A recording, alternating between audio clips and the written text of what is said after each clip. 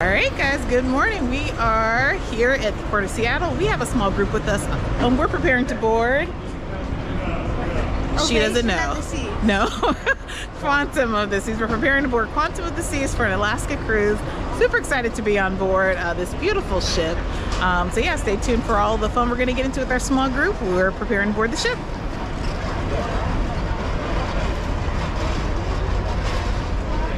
But before we board our cruise to Alaska, let's check out what we did in Seattle pre-cruise.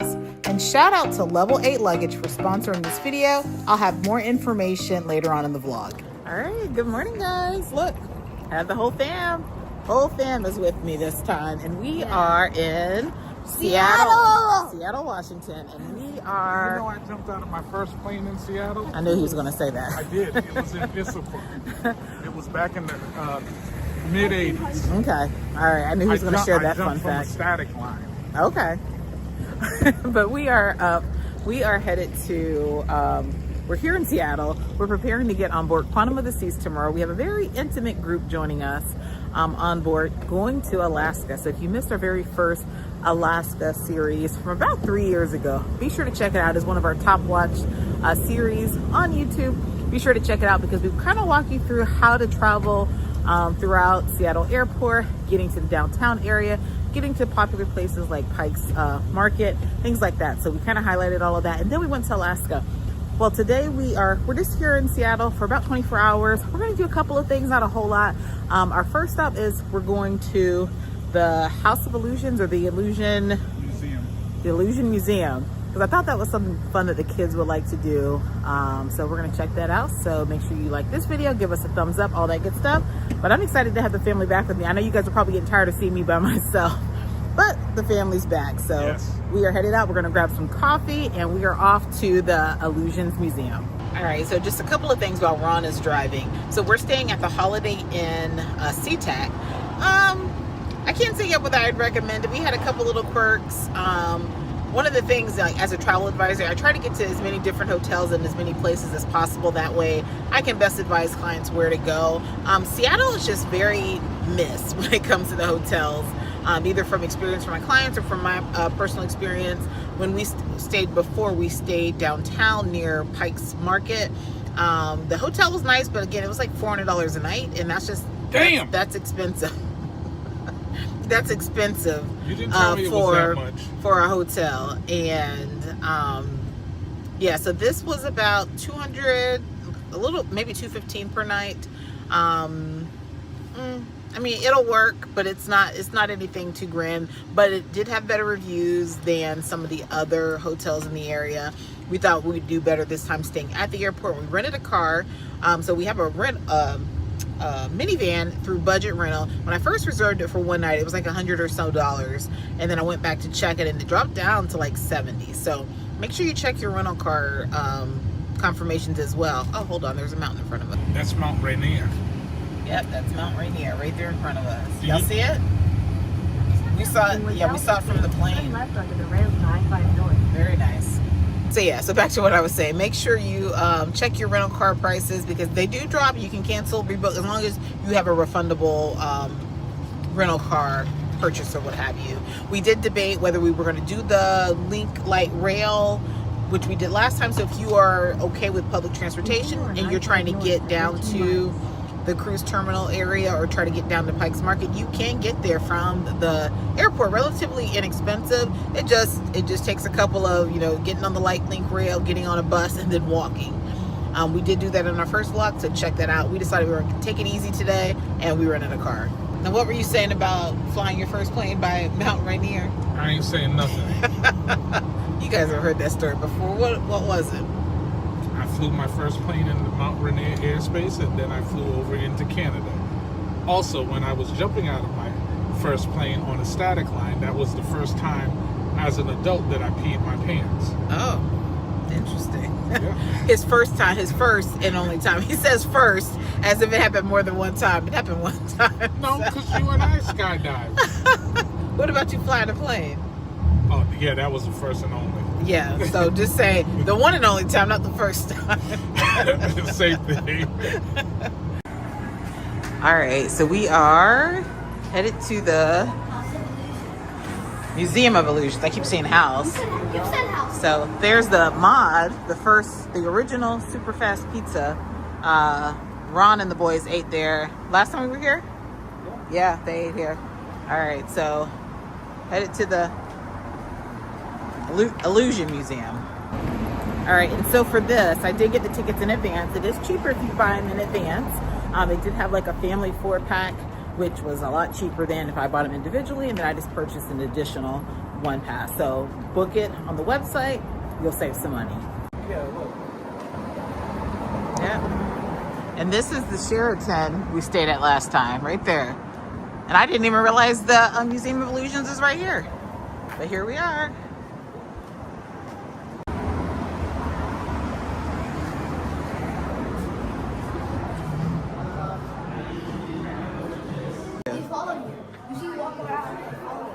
Oh, that's creepy. Oh my god. What does it say? Like, they follow you around. Oh, they do. Oh yeah, that is a little creepy. You see it, Drew? Is that creepy to you? Just a little bit. How did you get in there?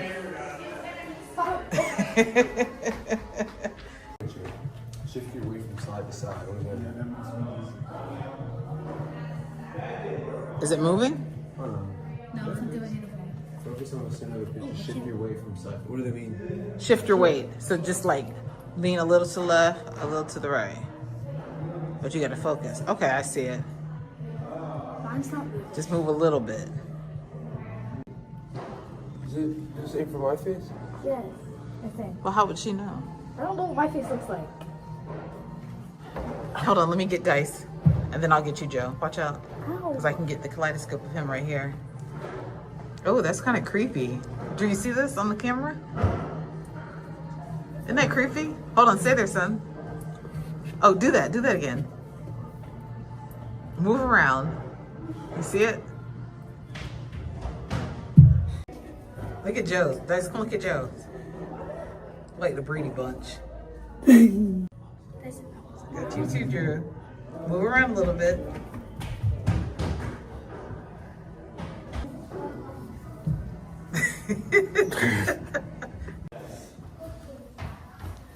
Walk slow. Okay. I do feel it. Maybe bouncing too. But it is tilted, right? It's not an It's illusion. not. It's not tilted. It is tilted. It's not tilted, Mom. Oh, I get it. You feel like it's tilting now while you're standing. Oh. That's what I said. What? Hold on.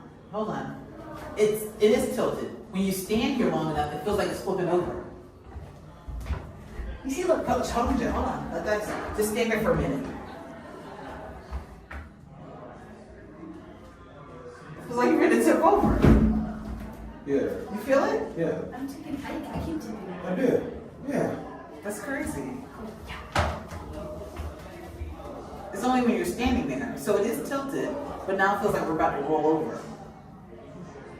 Wow.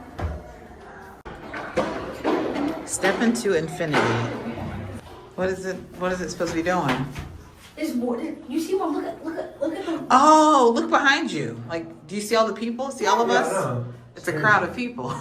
There's like 2 Andrews next to You it. see it? There's 2 Andrews next to themselves. All right, go ahead.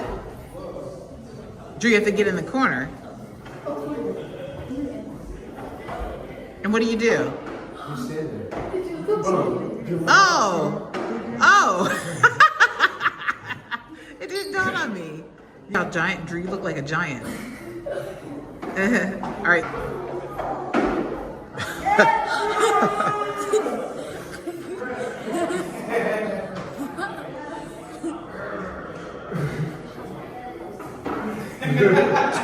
Drew's your little puppet. Do you see it? Squeeze his afro.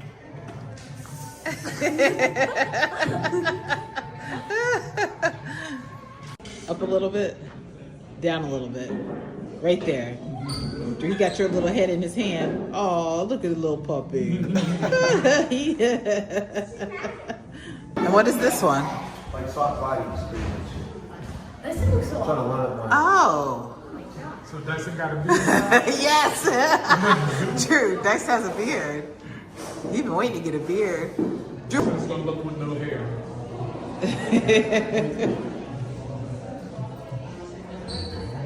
have to get eye level. Ooh, that's weird. Oh my gosh, that is weird. Whoa. Oh. Dice, you got some sexy legs there. Ooh, wee.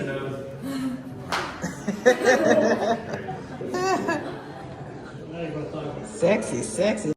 Oh, go ahead.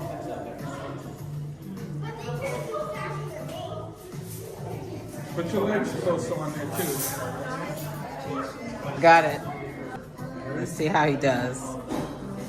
And because we are a family channel and we love being monetized, I'm going to refer you guys over to Instagram, where this video has gotten over 4 million views over the last few weeks. Check it out over there because, you know, we want to stay monetized over here. But you also see that's why I keep Ron at home.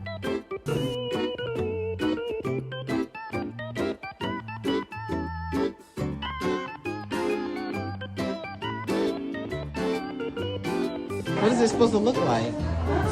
A pterodactyl? No.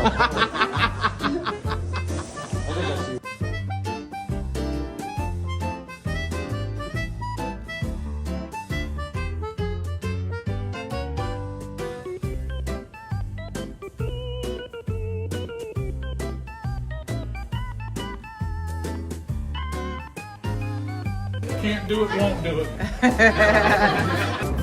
All right, so what y'all think of that? It was so fun. Yeah, that was pretty cool. That was our first time doing one of those. So next time we're in, I think they have them in LA. They have them in some of the major cities. We'll have to check it out. That was pretty fun. So now we're going to walk this 4 blocks to, what's it called? Pikes Place, Pikes Market. And we were concerned about parking here, but because it's a Sunday, the parking was $12 for up to 10 hours. So we parked, there's a parking garage right near the Museum of Illusions. And so we parked there and we're just gonna walk down to the market.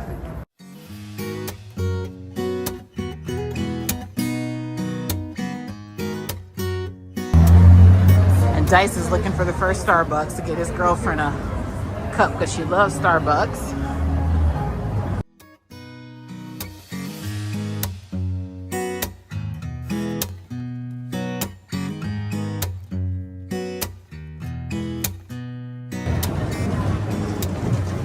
So this is a fun, free thing to do. I mean, of course, you might shop, get some snacks and things, but it's kind of cool to come out here to see. I love open markets like this.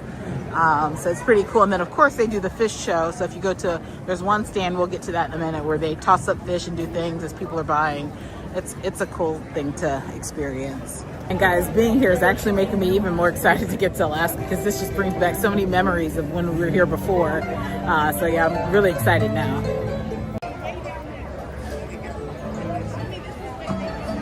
Is it still this way? Yeah. All right, there's the original Starbucks. Not a Starbucks fan, but if you're into that, the only time I'll do Starbucks is if I get a gift card. But yeah, I typically don't do Starbucks, but yeah. I think a cup.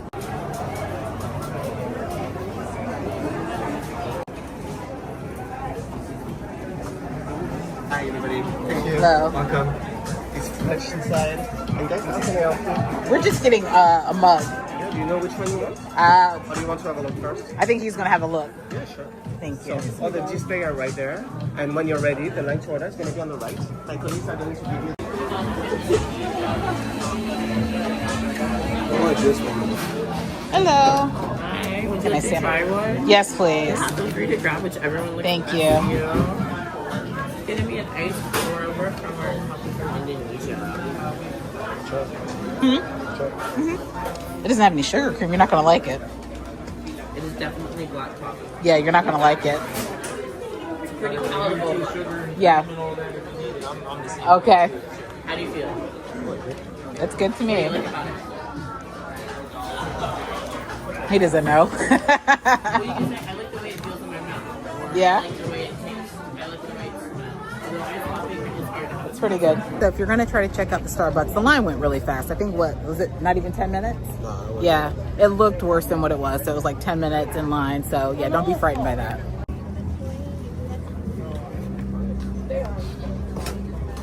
Mm-hmm. It smells good. All right, so this is the far side of the market. And you can get views, yeah, you can get views of the cruise ships. It looks like Norwegian Encore is in port today. And I actually ran into a few subscribers as we were in line for Starbucks, said that they just came back from Alaska and they caught our Alaskan series and that it was very helpful. So it's always nice to run into subscribers. But check out Norwegian Encore. I'll actually be on board this ship for my host agency's conference next year. And down there, I think, is the aquarium over here somewhere. All right, just taking in all these beautiful views. It's a beautiful day out. Beautiful day. Oh yeah, you can see it. Yeah, Mount Rainier all the way back there. I don't know if you can see it on the phone, but it's kind of hidden behind the haze.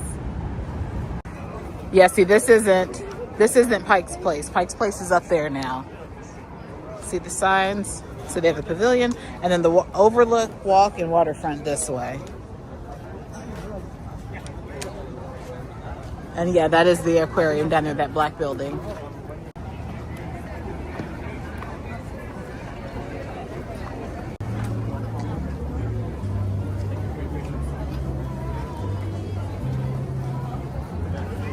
Alrighty.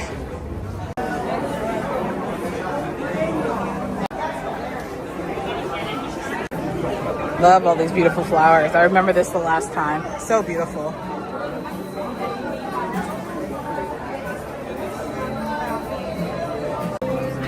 And it smells so nice here too, with all those flowers.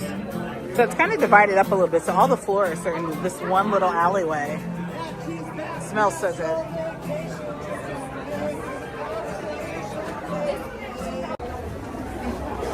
Beautiful flowers. See it? No. Nope. Yeah, they have all kinds of things to sample.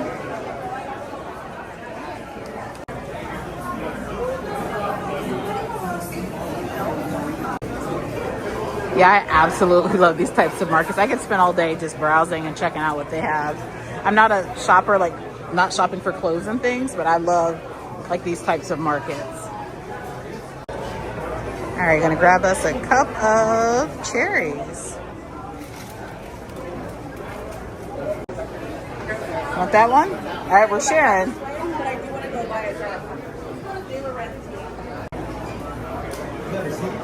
Yeah, it should have a seat in it. Yeah, it has a seat in it. Go, step back over there, Dice, so we have room. Be careful with the seat. We'll good? Is it good? Yeah, very good. I see it, classic cherry.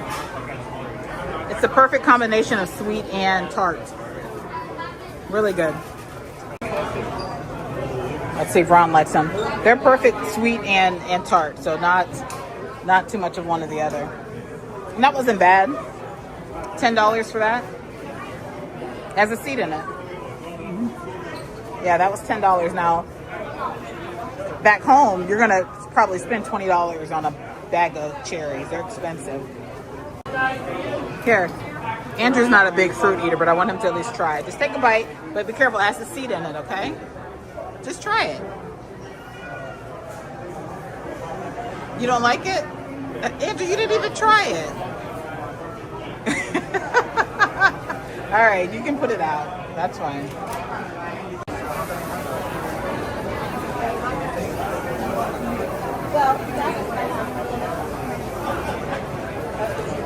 All right, no fish show today, so we're gonna keep on walking. I remember last time we came here to Don and Joe's, and we got some sausage and cheese and things to try. It was like $1 or $2 per stick, so. Yeah, we're gonna have one of the teriyaki sticks, and then one of the teriyaki here, and one of the original. Drew, do you want anything? I'm trying to smoke cheese. Or you just want to try a piece of theirs? Hmm? The smoked cheddar? And we'll get one smoked cheddar, please.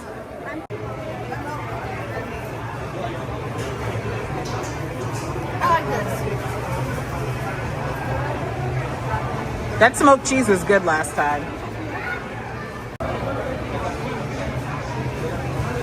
You don't like the smoked cheddar? You like it, Drew? Here, I'll try it, Joe. Yeah, I'm not a big jerky eater. I don't know if you consider this jerky. Yeah, I don't have to eat all that now. You can take that back. The teriyaki one's good? This is good. This meat stick. I don't think this is considered jerky. I think that's the jerky there. Let me take another bite. Her. Sharing is caring. Alright, we're looking for some Vietnamese to eat. And we're in Japantown. There's a lot of restaurants and places over here. But we're going to go back to the spot we went at last time, which was called Hot As At the light, Pho. turn left on the South That's where we're Jackson going. Street. One ass, not two. Dice said it was one as, not two. I did. I said as. No, that's not what you said. That is what I said. Hot as pho.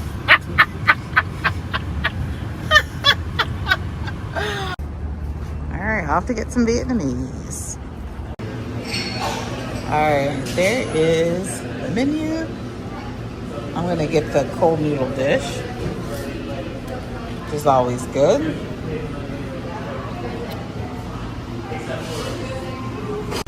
Alright, Drew got a beef banh mi.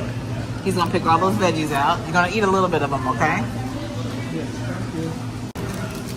And Ron got the same thing, but with jalapenos. That's gonna be hot. Alright, and Joe has fried dumplings and part in her eye. She had something go in her eye, so hopefully we're okay. So we don't have to go to the doctor before our cruise, but she'll be fine.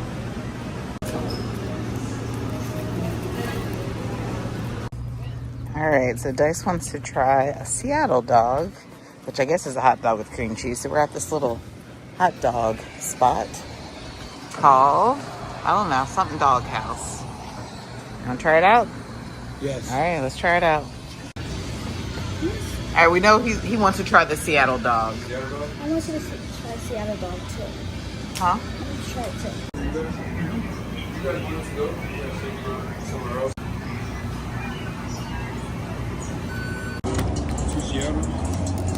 Thank you. Oh, thank you. Thank you.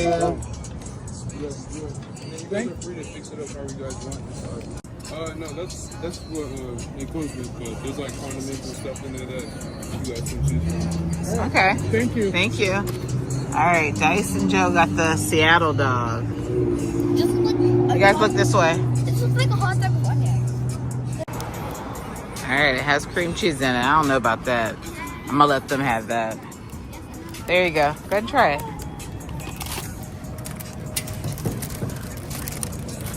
Why can't I pick it out? It's got a lot of onions on it. Yeah, there's more onions than I think there is hot dogs. But Joe, you love onions. Cream cheese right in the middle. What do you think? It's hot. I like this. You like it? You would eat that at home? Where are the jalapenos? Probably now. That's kind of It's actually not bad at all. You really can't even taste the cream cheese. It's very onion heavy, so if you like onions, you'll like that. I can't really taste the cream cheese, but it gives it like a kind of like a ketchup, like a sauce.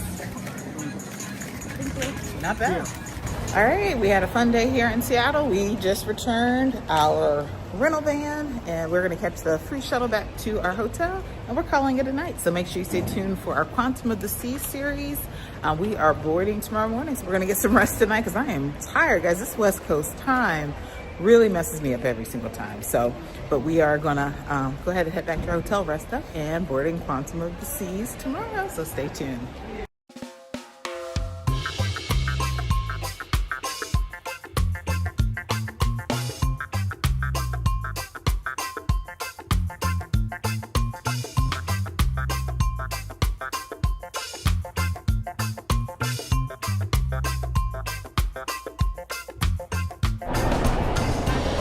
All right, we are boarding the ship.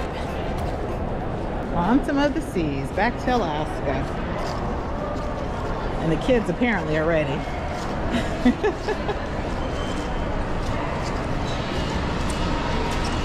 Oh, I remember this from last time. Oh, we have the photo package. Yeah, we're gonna get our photos. Not this one.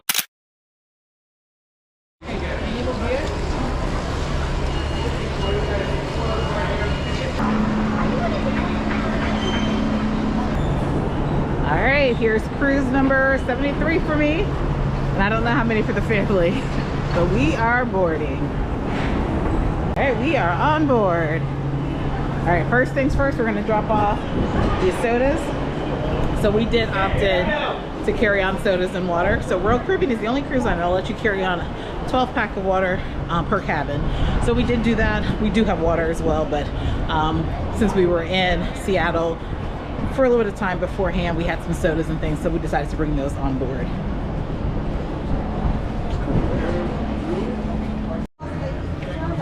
All right, now if you guys missed our Ovation of the Seas from last week, the ship is pretty much identical to it, so I know exactly where I'm going. So that's always exciting for me when I don't have to figure out a ship, because I know exactly where I'm going. It looks exactly the same, right? It looks identical. So That's where we sat last time. I felt like I just got off the ship. That's where we sat. Yep. They're different, but overall it's the same. You have the music hall right there. Jeremy, there's that big chair again. It was like deja vu, The right? person's not there though. Yeah, that little creepy face isn't there. The face isn't there. It's just ours. All right, we're headed to the theater for our muster. Hello, we're A1. A1. Thank you. Hello. In the system, it will be activated. How many of you? 5. All right, so we're dropping our things off. Guys, rule of thumb, if the cabins aren't ready, don't make them ready. Drop your things off in the closet if you feel safe leaving it. It's not going to be locked, but we don't want to carry all this stuff around. So we're just going to drop it off and keep it moving. Put them in the closet. So something interesting about this ship, so Ovation of the Seas just came from Japan, and I don't recall seeing the translations on the boards here, but this ship, Quantum, is, so I'm guessing at some point Quantum was also in Japan. All right, so yeah, same exact layout. So here is the covered pool bar. And then if you go to the left, you're gonna have the adults only solarium. I will do a complete ship tour at some point. But it's nice that this ship has the covered area because we're going to Alaska. So I can imagine that this area is gonna be pretty jam-packed throughout the cruise. People trying to enjoy the pool. And the solarium is also covered, so we'll check that out later. All right, so as you see the main pool deck, it's not covered. So this probably won't be used. It'll be used today because it's a hot day here in Alaska. I mean, in Seattle. I keep saying Alaska.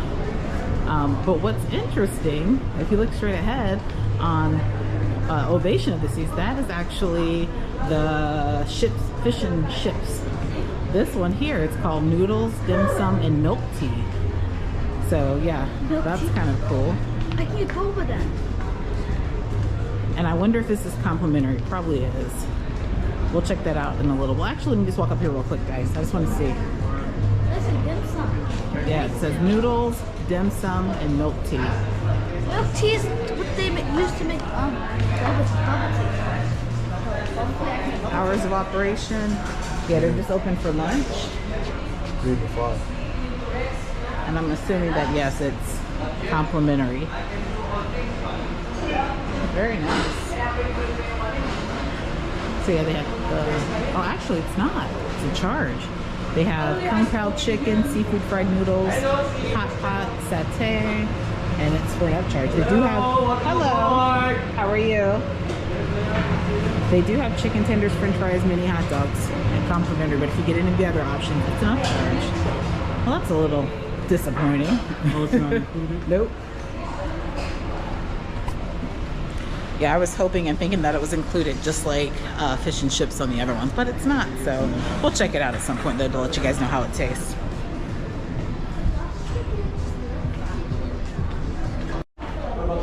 right, we are at the Windjammer. I think JoJo when she was up in the air. The skydiving? Oh, that's broke. It's broken on this ship. They told us on the last one. And that does cost us $50. I would have paid for that for y'all, but I'm not gonna pay for the other thing. So Dice is asking if they're gonna do the skydiving and the 360 observation deck, and we're not on the sailing. The skydiving is broken, and what is it called, Jean-Marie? North Star is like $44 a person. So we did it on Ovation. We're not going to do it on this ship.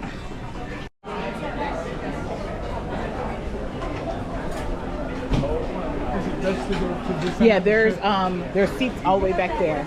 I'm gonna try to go. I'll tell the kids where to find you. Hey guys. Probably called stir fried and pasta. Oh no! Oh no, stir fry. Maybe they'll have stir fry later in the cruise. I want pasta. Okay. Oh, you do want pasta? Yeah, I do.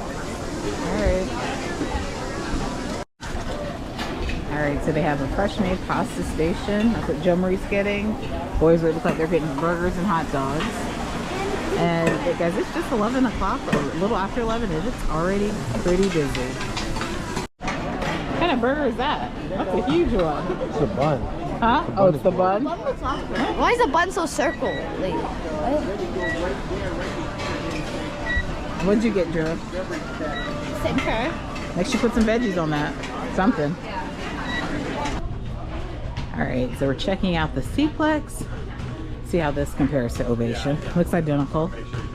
So this is a multi-use venue. Right now looks like they have some games. Oh, they didn't have the netting on the last one. So yeah, maybe they pull it up and down for certain events. But they have basketball, they have skating, all kinds of things. So Dice, on the other one, they didn't have this netting up. You did it? No, they must pull it up and down for certain things.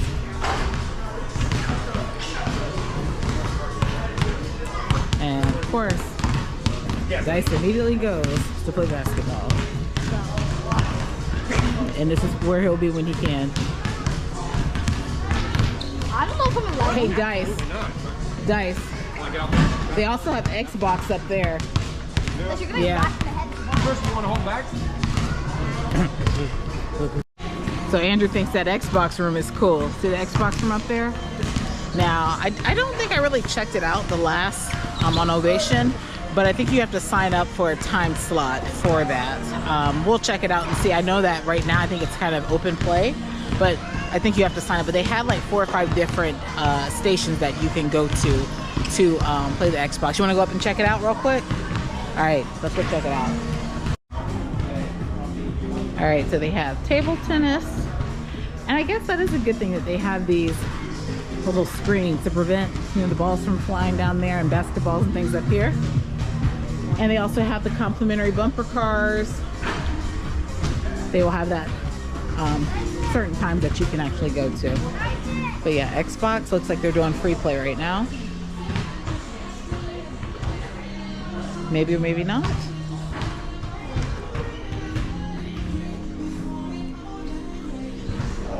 Actually, I think this Xbox room is a little nicer because it has windows. I don't recall if the other one had them. I don't think it did.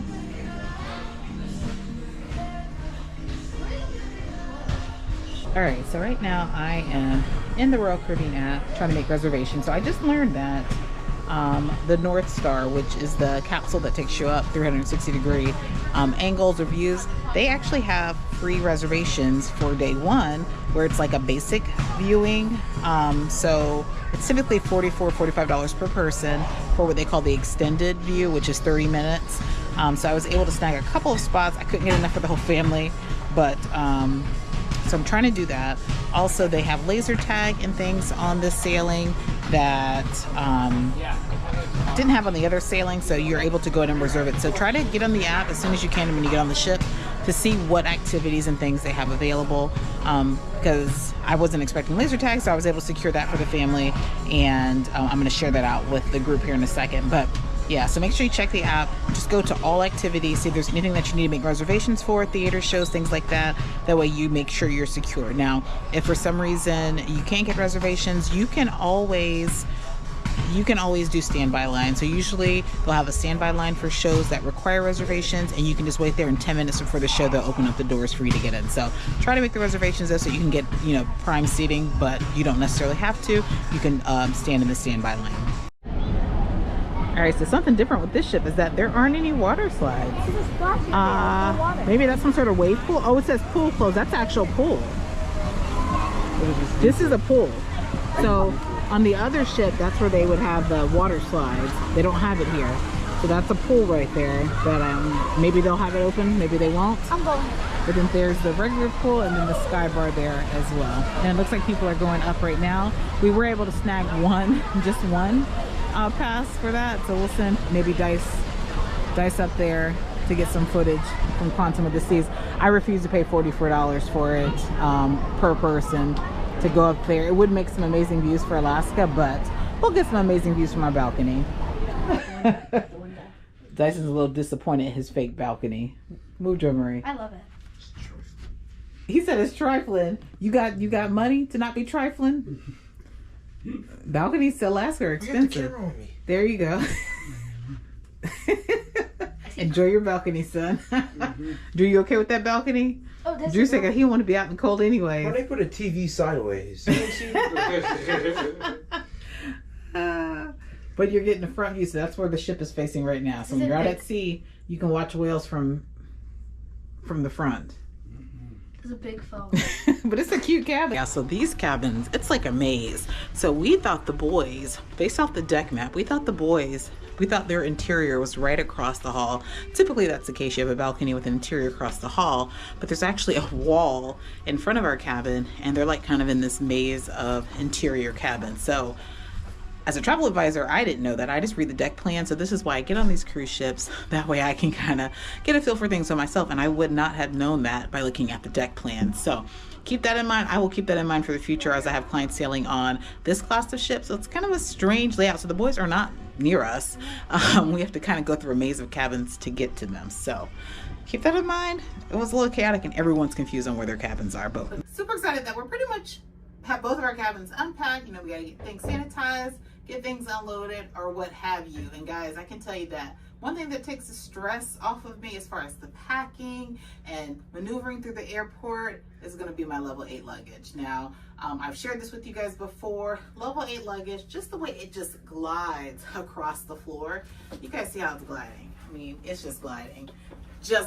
And I love it when you're walking through the airport, because it's almost like it's like stress-free. You just barely touch it and it's going to move. So I'm going to share with you guys what I packed in my carry-on level 8 luggage, so you guys kind of have an idea of what you may need to consider packing for an Alaskan cruise. All right, so here are some of the things that I packed for Alaska that I would normally pack for other cruises. Just to give you an idea now, this is not everything, obviously. I have other level 8 pieces that we have, you know, coats in, we have hoodies, we have sweatpants.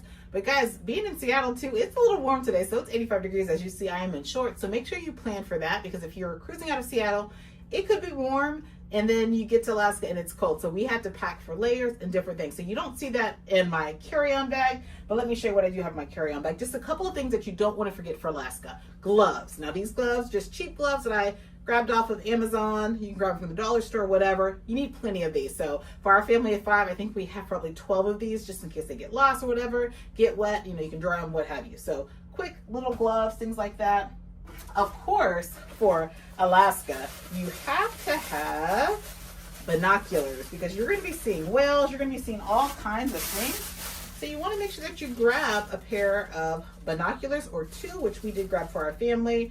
So you want to make sure you have binoculars. Now, even if you don't have a balcony, there are going to be plenty of viewing spaces on board the ship for you to go to view and watch whales. You can book an excursion to see whales and different types of wildlife. So make sure you pack binoculars. And I did pack them in my carry-on suitcase just so that they were protected, you know, so that I can carry them on board the plane and not have any issues of them being damaged. So binoculars, a few other things, ponchos. I just grabbed some cheap rain ponchos to have, because weather in Alaska can be unpredictable at times, and you can get a lot of rain depending on the time of year that you cruise. So decided to go ahead and grab some ponchos. This is a 10-pack of ponchos for the family, just to have just in case it does decide to rain. Also, you need to make sure that you have some sort of first aid kit for the family, if you're traveling with family or even by yourself. So we just have like a thermometer there, some Band-Aids, and then something really important to have for Alaska that you may not always have for like a Caribbean cruise would be motion sickness patches. So make sure you have some sort of motion sickness patches because you might experience a little bit of rough seas before you get into the fjords. So make sure you plan appropriately.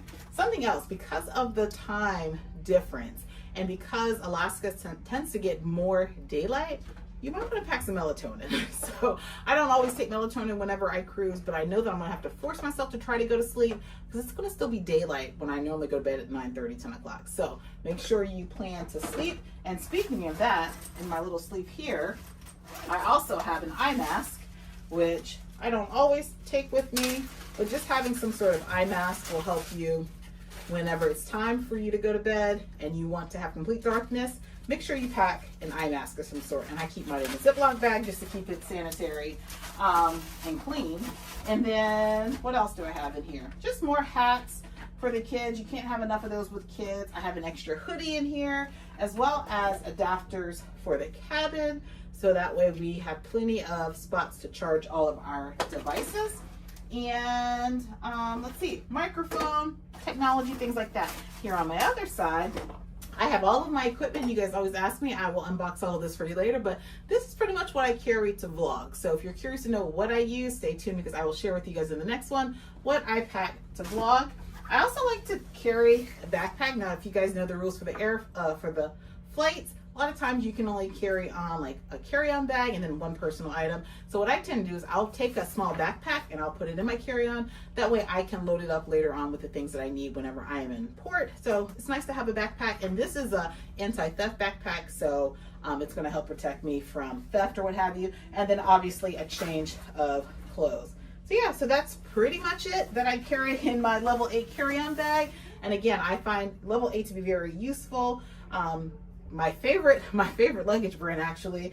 And looking to book level 8, or if you're looking to purchase level 8 luggage, be sure to click the link in the description of this video where you can purchase your own level 8 luggage. They have different varieties of luggage. I just personally love this one because again, it just glides. I love the color like that. It stands out. It helps me just be able to select my equipment or select my luggage whenever I'm at baggage claim, and I can get it without a problem. And again, it helps me get through the airport, and that's one less thing that I have to stress about when I'm in the airport and things are smooth sailing. So speaking of smooth sailing, let's go ahead and head to Sail Away Party. All right, I can feel the energy. I can feel the energy. But we want you to have a great time because you are officially on vacation!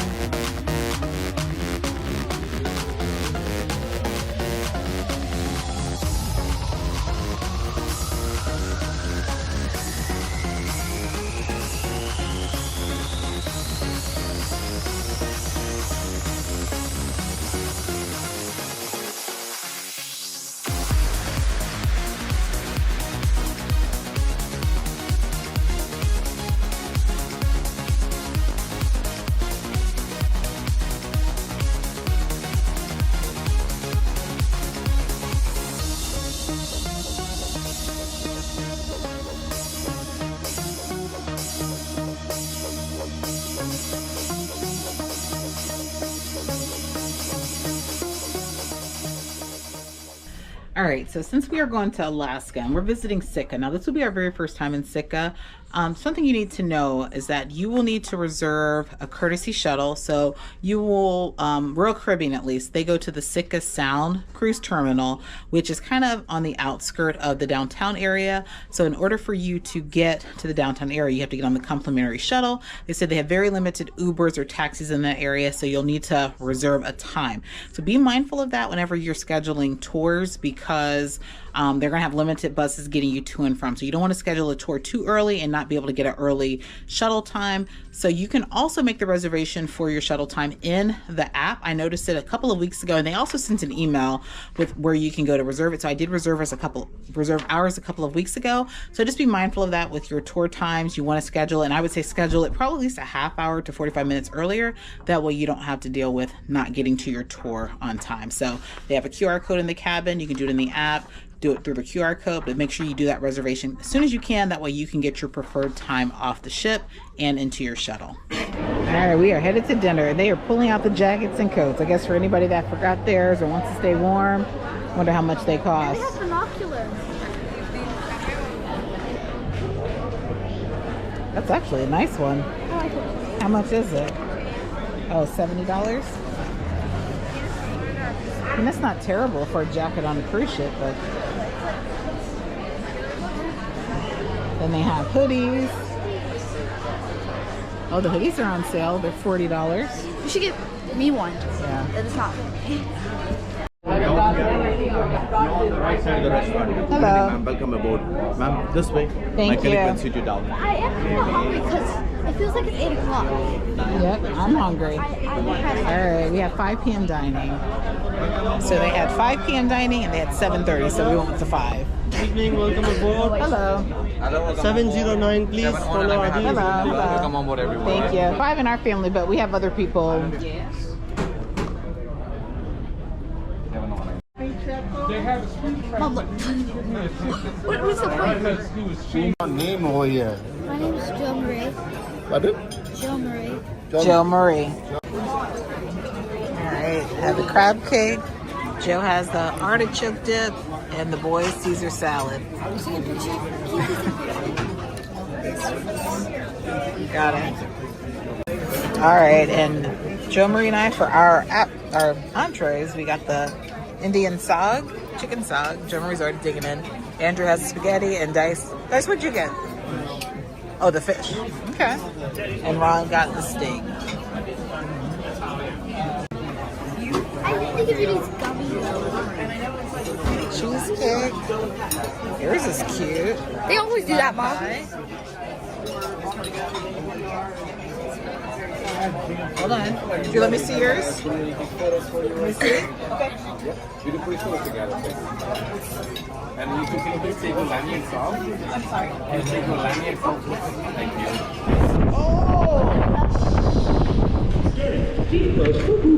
See y'all, we are outside. It got cold fast. Like fast. We were like at almost 90 degrees and woo, it's cold now. Like just in a couple of hours. Okay, yeah.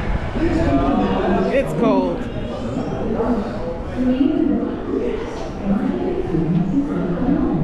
Y'all cold? It's crazy, huh? Do you even still want ice cream? Not really. I want something sweet though. Ooh! Guys, it's cold. So they have a movie playing, but no one's really on the deck. It is cold. Ooh. Pigtail? Yeah, I'm not ready for this. As I go get ice cream.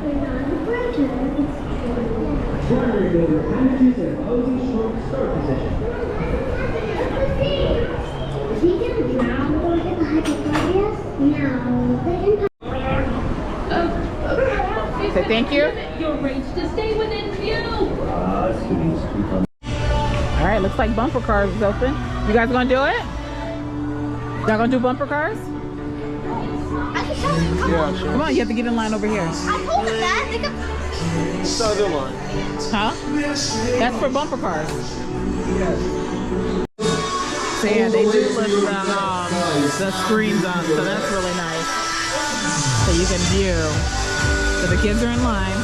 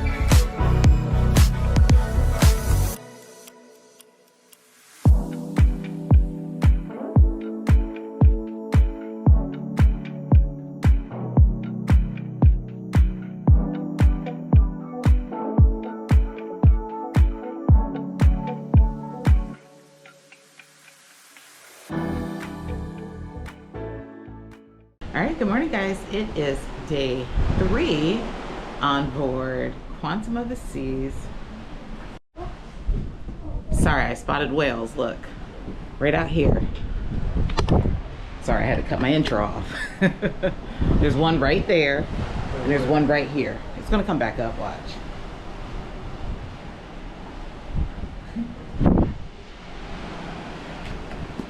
You don't see that one right there? I see that.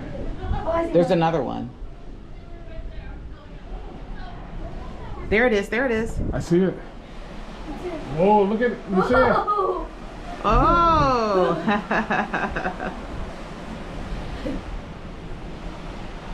Yeah, I was just doing the intro. That's like something's moving. You guys not get distracted easily. Yeah, well, cool. First whale for the cruise. You guys caught it on camera. I wonder if they see it on here. But back to what I was saying, we are currently in Sitka. Very first time here, so excited to be here. Now even more excited because I got to see a whale as soon as I stepped out on the balcony. So that is pretty. Oh, there it goes again. Oh, I see it. Oh. Guys, I'm gonna get this footage. I'll see you guys in a minute.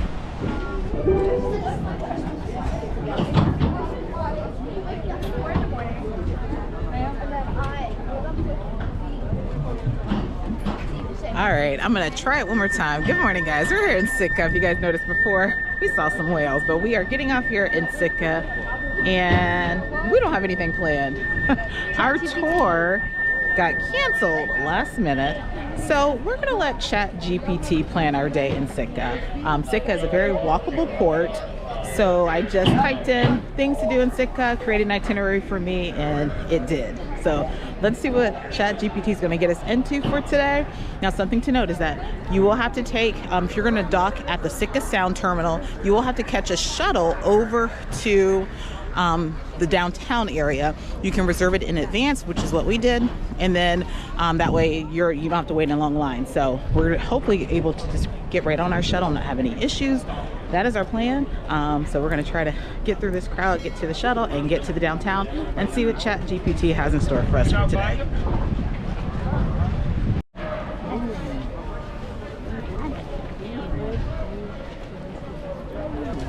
It looks like we have some shops and different things. Then they have this Alaska Odyssey Dome experience. I'm not quite sure what that is, but we'll maybe check into that in a little bit. But right now we're gonna try to find our shuttle. As you see, shore excursions are right here when you exit. So you can catch your shore excursion pretty easily right there. All right, it says shuttle bus. Shuttle bus, enter here, and it says wait here until it's time for you to enter. So it's time for us to enter. So we're getting in line.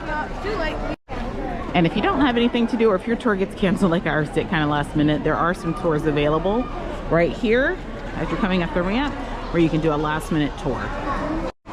And if you have a third-party tour, then you see where it says tour departures, you're just going to go straight through those doors up there to catch your third-party tour, that was our instructions for our original tour. But we're here in line for shuttle to downtown. How cute that is. Something else, we had to make a wardrobe change. We all had coats on and everything. It's actually not that cold today.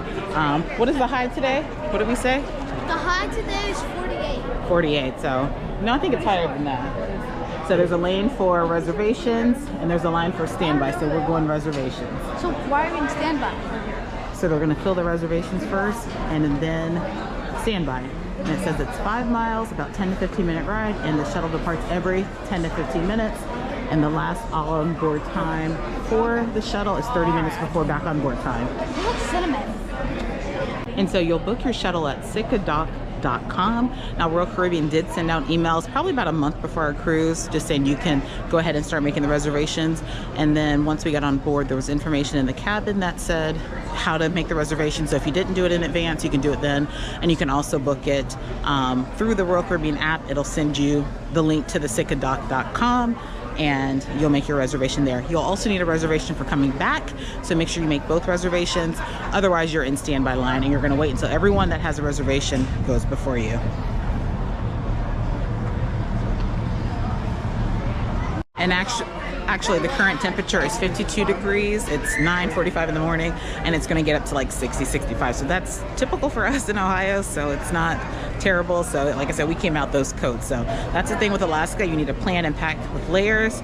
the weather's so unpredictable. We do have ponchos in our bag just in case we get some rain, but the weather's unpredictable. Right now it feels really nice. Number three, go ahead.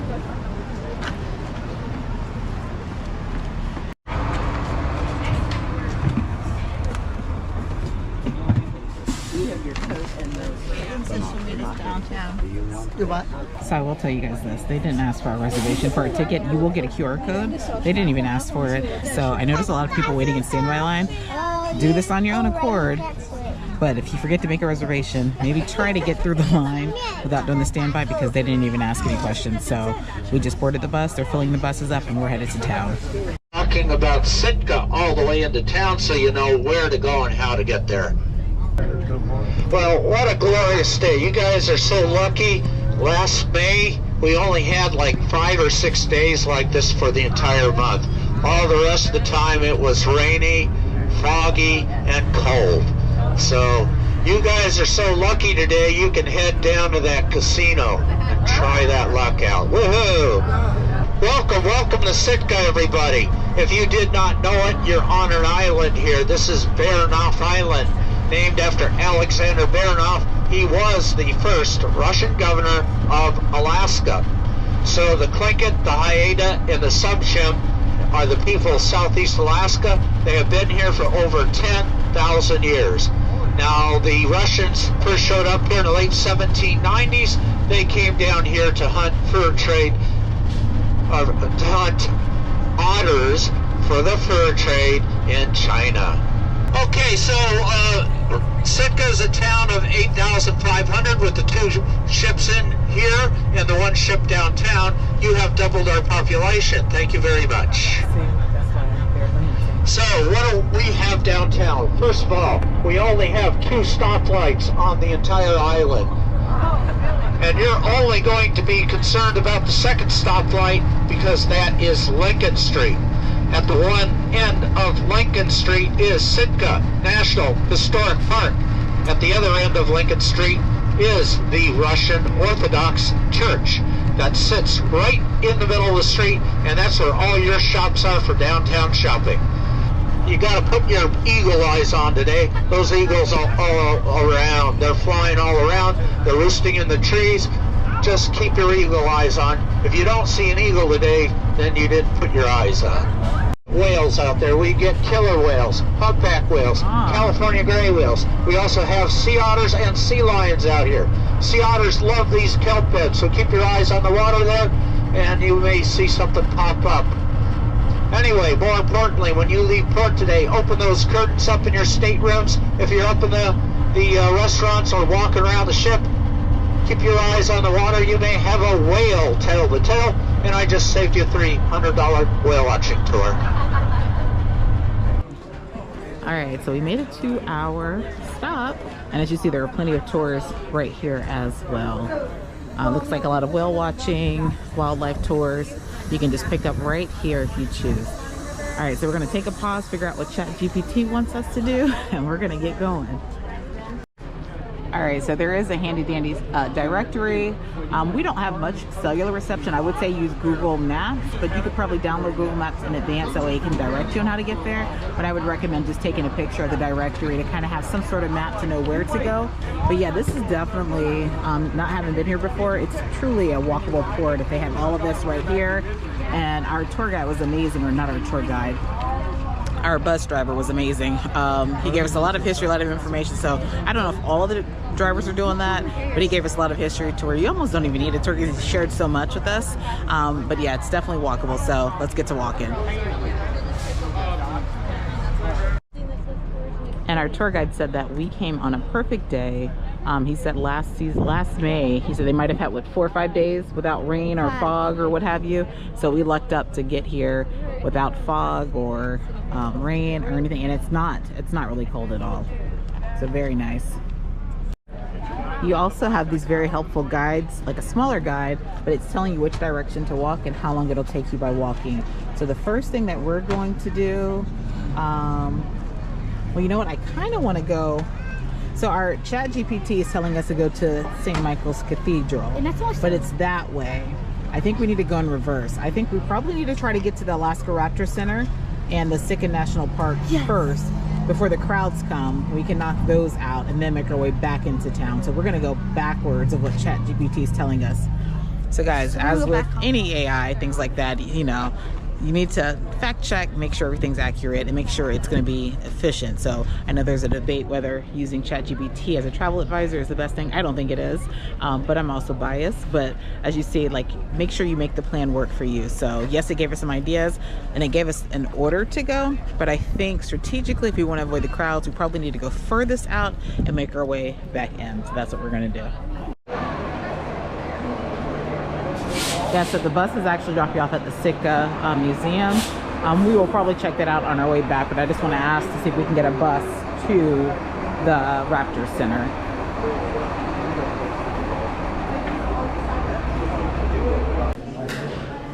So there's a visitor information center right here when you enter, and they can help you out with information. All right, so there's not an actual bus that will get you to the Raptor Center. You're gonna have to walk it and take one of the tours.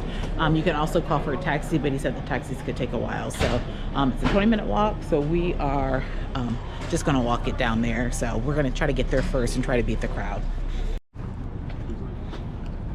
Can we go this way? Yeah. Oh, that is the way to go. Aww. Just roaming on his own. So it looks like it's just a straight sidewalk down. Walking without a leash.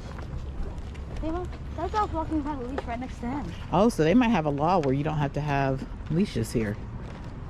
Yeah, that's the second dog we've seen without a leash. And he's walking next to the people, so probably the owner. Something happens to him. Yeah, you hear Andrew say it again? They should have a leash on before someone did see him. Yeah, he said they should have a leash. Well, hopefully it's a trained dog. He looks like he's pretty good, so yeah, so that's interesting. And he has a leash right there, look.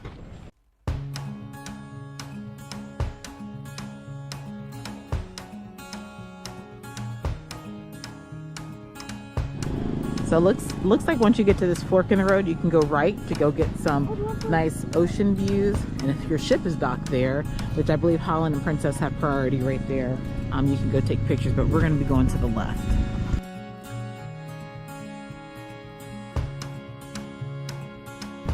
Yep, and just follow the signs, because my GPS is not really working very well right now, but it's telling us that we are 8 minutes to the Sitka National Historic Park, which is 8-minute walk, and 18 minutes to the Raptor Center. So we'll go to either one of them first. We'll just kind of see, we'll kind of gauge to see.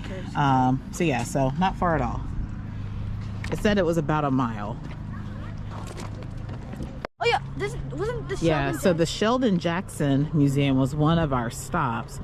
You guys know who Sheldon Jackson is? No, I don't. I know who Sheldon. We all know who Sheldon Jackson is. Let me look him up real quick. All right, so ChatGPT for the win again. It says here, hold on guys, let's stop right here. It says here that Sheldon Jackson was a Presbyterian minister, missionary, and political leader. During this career, he traveled about 1 million miles and established more than 100 missions and churches, mostly in the Western United States. So if you're interested in learning more about Sheldon Jackson, you can stop by the Sheldon Jackson Museum. I'm not sure what the cost is. I'll put the information right here. We're probably not going to stop, but ChatGPT told us to go there.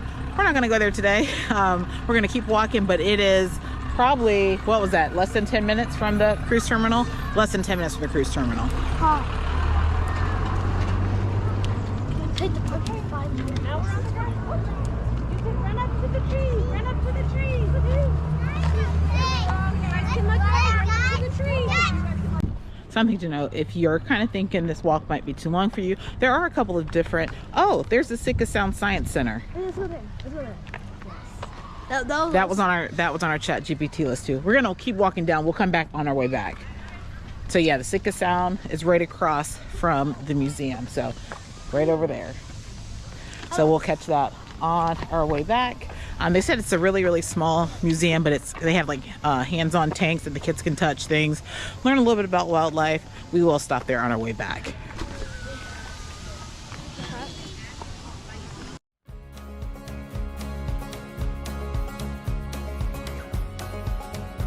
And that is Holland Westerdam over there. I have not sailed on her yet. But here you can learn about the seagrass.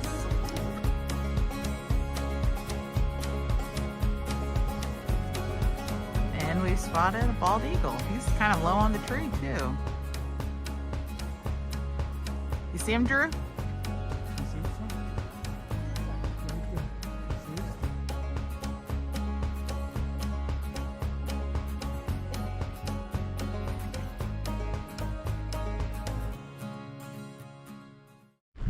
All right, so we have made it in. Guys, that was, I don't even think it was a mile at all. So yeah, so they have different totem poles. You can get a lot of history here. So we're just gonna check out a few things while we're here.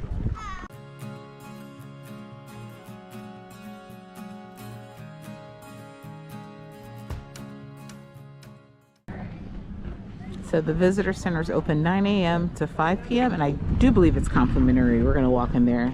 Let's just capture some of these totem poles. So it looks like they have a totem talk. They say it's a 15 minutes long. And they have different times, so 9:30, 10, so every half hour it looks like. And then they take a break for lunch. And they have a battle talk, which is a longer program where they talk about the different conflicts between the, how do you say that word? How do they say cricket? Tinket? Word? It doesn't, you don't pronounce it the way it says. No. It's like, I think it's like a K. Okay, in the Russian American forces. So if you want to hang out and listen to the Rangers, those are the different times. Try to be here. They have a shorter talk and then a longer talk.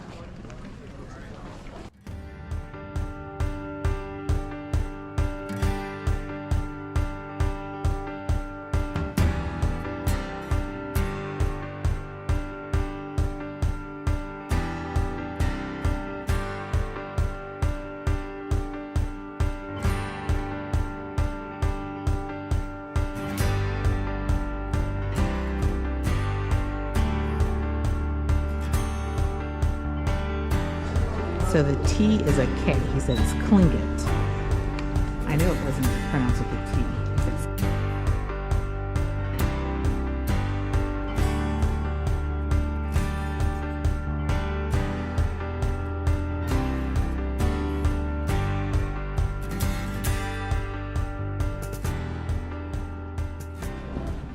All right, we're going to check out the 12-minute film. It's going to give us more information about Sitka.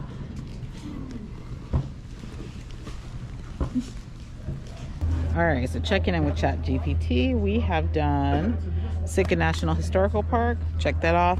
Sheldon Jackson Museum, although we didn't go inside, check that off. Sitka Sound Science Center and Aquarium, we'll hit that on the way back. Right now we are going to go to the Raptor Center,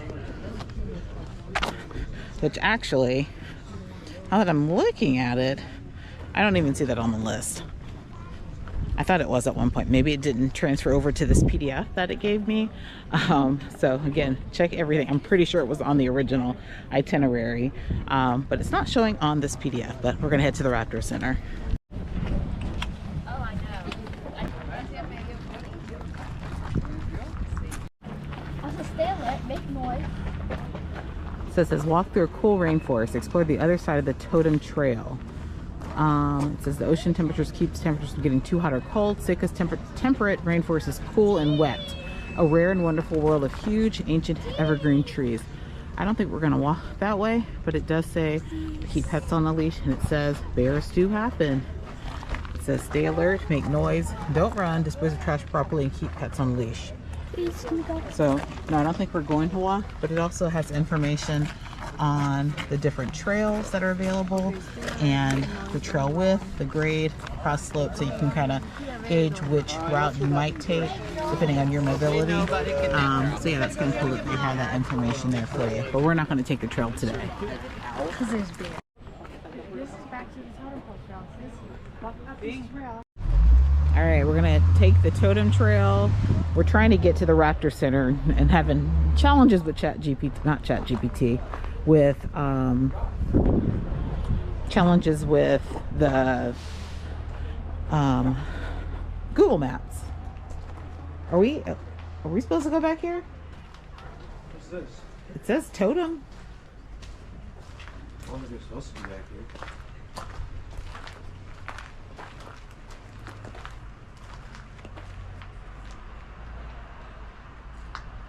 It pointed back this way, didn't it? See, I don't want to go back in the woods.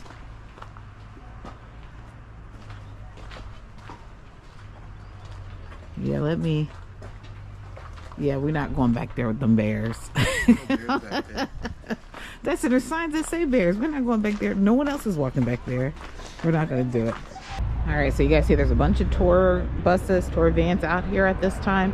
And we got here early and beat the crowd. So it might be better, depending on your mobility, to just take, get yourself there rather than wait on the tours, because now everyone's kind of here crowded for their tours. So keep that in mind. All right, so it seems like the signage kind of stopped once we got to the historical center. We're trying to get to Raptor Center.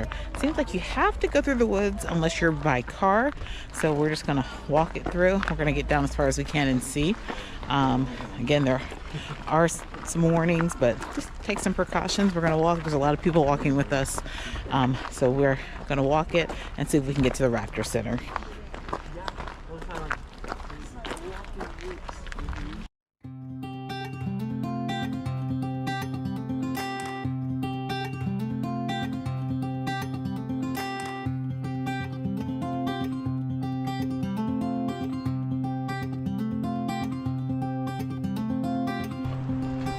See, I think it's like 0.3 miles from the historical center to the Raptor Center. And it was, what is it, 13-minute walk? So not bad. And there's signage, but there's no signage when you first come this way. It says Alaska Raptor Center. It's kind of funny. It is a lot cooler in this rainforest. Yeah, it says it's a cool rainforest, and you notice a clear drop in temperature. So if you're cold-natured, you might want to bundle up for this. Like, we were near the city center and it was warm, and now it feels a little cooler. Actually, the sun has set some, so it's definitely a little bit cooler now, but particularly here in the rainforest.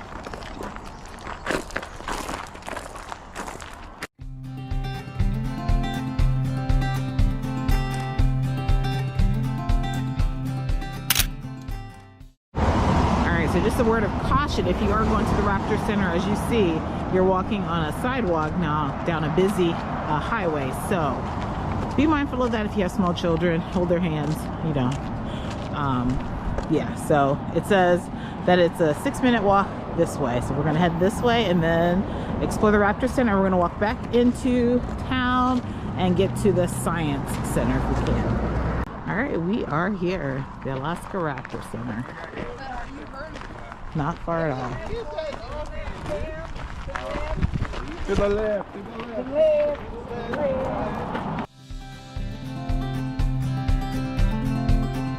All right, and so just know it is a little incline getting up to the Raptor Center. So if you're walking, it is a little bit of incline. Not too steep, but it is an incline for sure. And see, it says shuttle unload here. I think at some point they did have a free shuttle. They're saying they don't have it, so yeah, I think you do have to pay to get in here. Let's see how much. ChatGPT didn't tell me that though. Let's find out. It says there's brown bears here. All right, so the Raptor Center is $16 per adult, $12 for kids, and it looks like under 6 is free. So you'll have to pay. I don't know if it's cheaper to book it in advance. I'll let you guys know in a little bit though. 1, 2, 3, 4, and 5 total. Thank you. Depending on your person, just as long as we can see them. All right, thank you. No, thank you. Alrighty. All right, so $72 for the family. Now, to put in perspective, the private tour that we had scheduled was $400. So in most of these places, we would have visited on that tour. So it was really like, honestly, we were paying for transportation.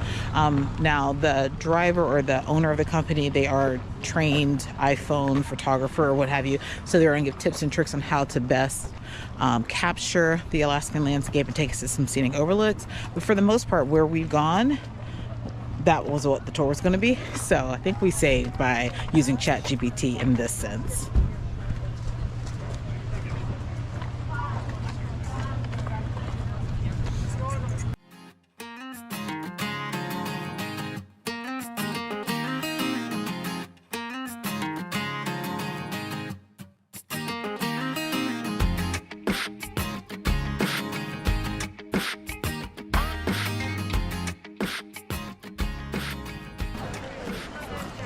So it can survive 10 years in the wild, 28 years in human care. And they're carnivores, and they eat lemmings, which I think are fish. What are lemmings? I don't know. I'll have to look it up. But they also eat waterfowl, rodents, squirrels, and rabbits. And it says they're the heaviest owl of North America, due in large part to their thick feathers. It's a mouse? Okay.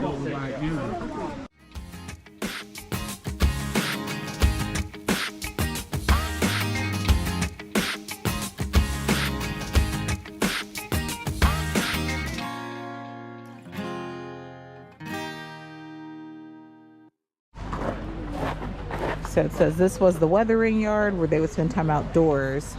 So now they have it says Raptors and residents that they've upgraded to. So that's why this exhibit is empty. Now let's go check out these over here.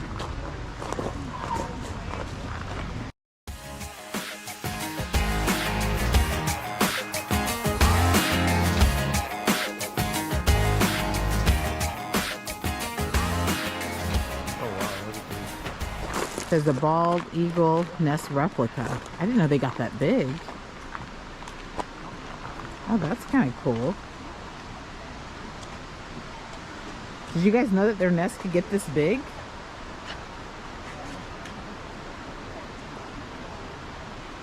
Did you guys realize that? A bald eagle's nest? Is this the size? Let me read the sign. Yeah. It says the largest bald eagle nest ever recorded was found in St. Petersburg, Florida, 1963, 9.5 feet in diameter, and weighed 2 tons. Shoot. That's crazy.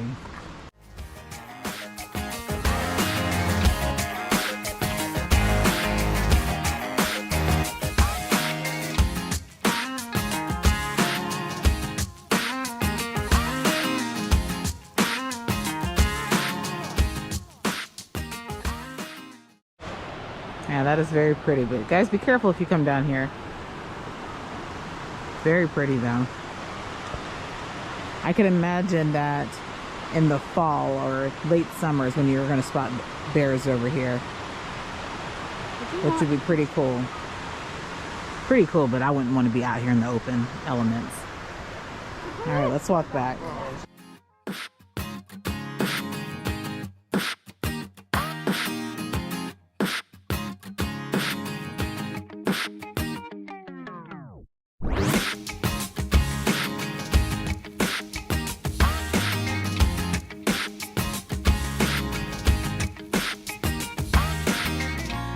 So there's some information that people ask questions about these eagles in this habitat.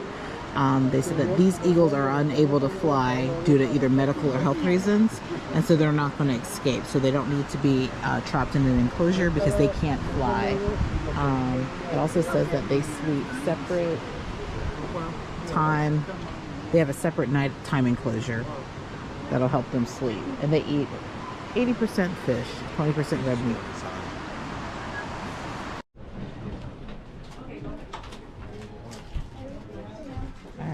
Gift shop. See, kids already know to keep walking. Oh, what are you stopping for? What are you stopping for? I just said they know to keep walking.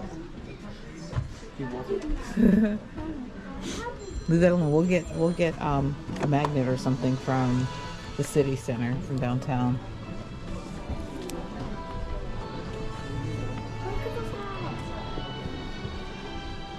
It looks like just more information. So the actual center right here is really not that large. It seems like everything is outdoors.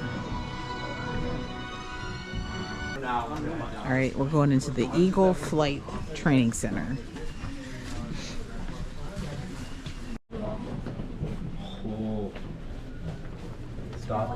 Jo Marie.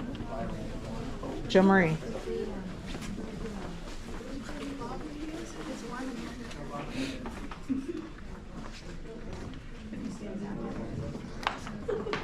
So they said the Eagle Flight Training Center.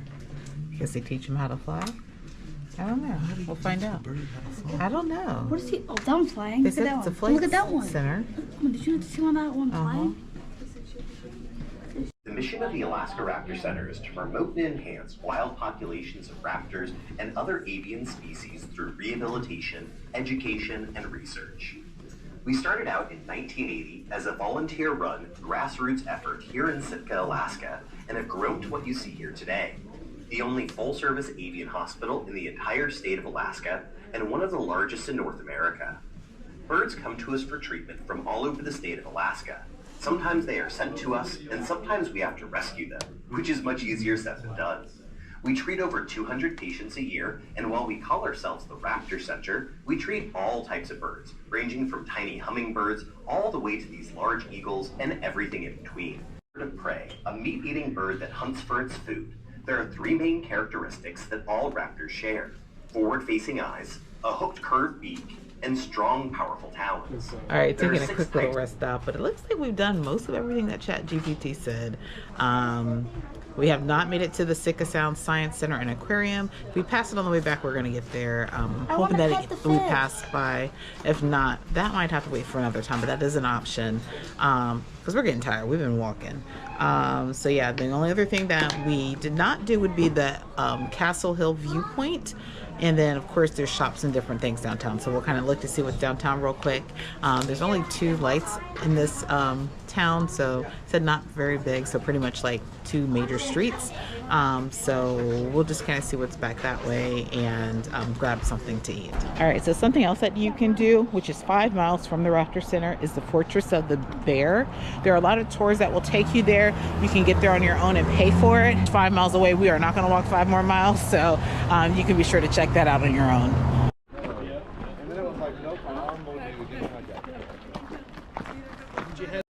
All right, so we made it back. So you do have to walk back towards the center and back up the sidewalk. So it's a pretty easy walk.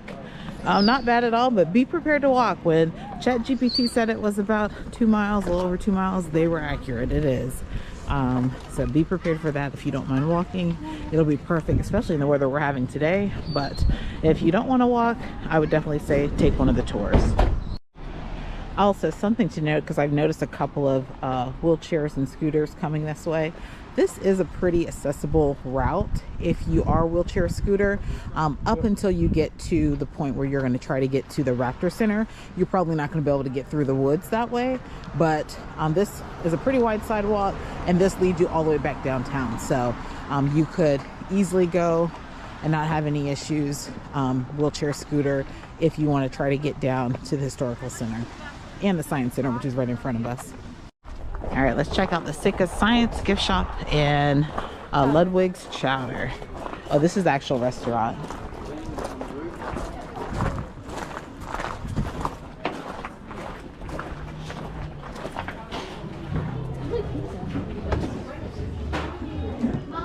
Oh, it smells good in here. It smells really good in here. It really does. That chowder is smelling really good. Let's see what they have.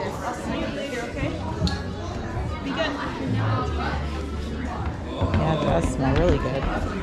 Oh, they have sandwiches and then chowder. It does smell really good. Very tempting. Huh? Oh yeah, Dice can't have it. Forgot.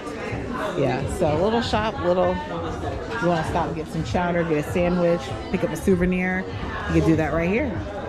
All right, interesting. All right, so here is the aquarium, Sitka Sound Science Center and Aquarium.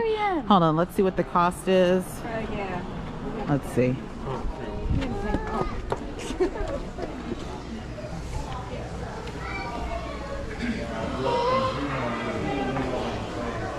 We have 3 touch tanks in the middle, so you can interact with our animals if you like, and then we have some tanks along the wall as well.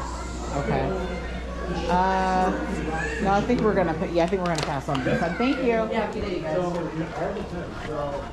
So the Sitka aquarium, which is, it's really small. It was $15 for adults and then $5 per child. But it's really, really small. Because we've already paid for the Raptor Center, we're gonna cut our costs and not go in there today. But if you like wildlife, want to see some of the tanks, they said they had a couple of touch tanks.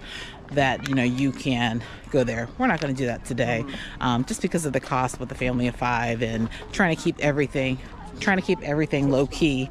We're just going to avoid it. So we're not going to have that content for you, but we're going to go ahead and walk back downtown, check it out, and grab something to eat. But right next to the aquarium, you have the Sitka Community Playground, which is free. So, you know, if you don't want to pay for the aquarium, you can drop by and let your kid play on the playground for a little bit, which is what Joe's doing for just a few minutes.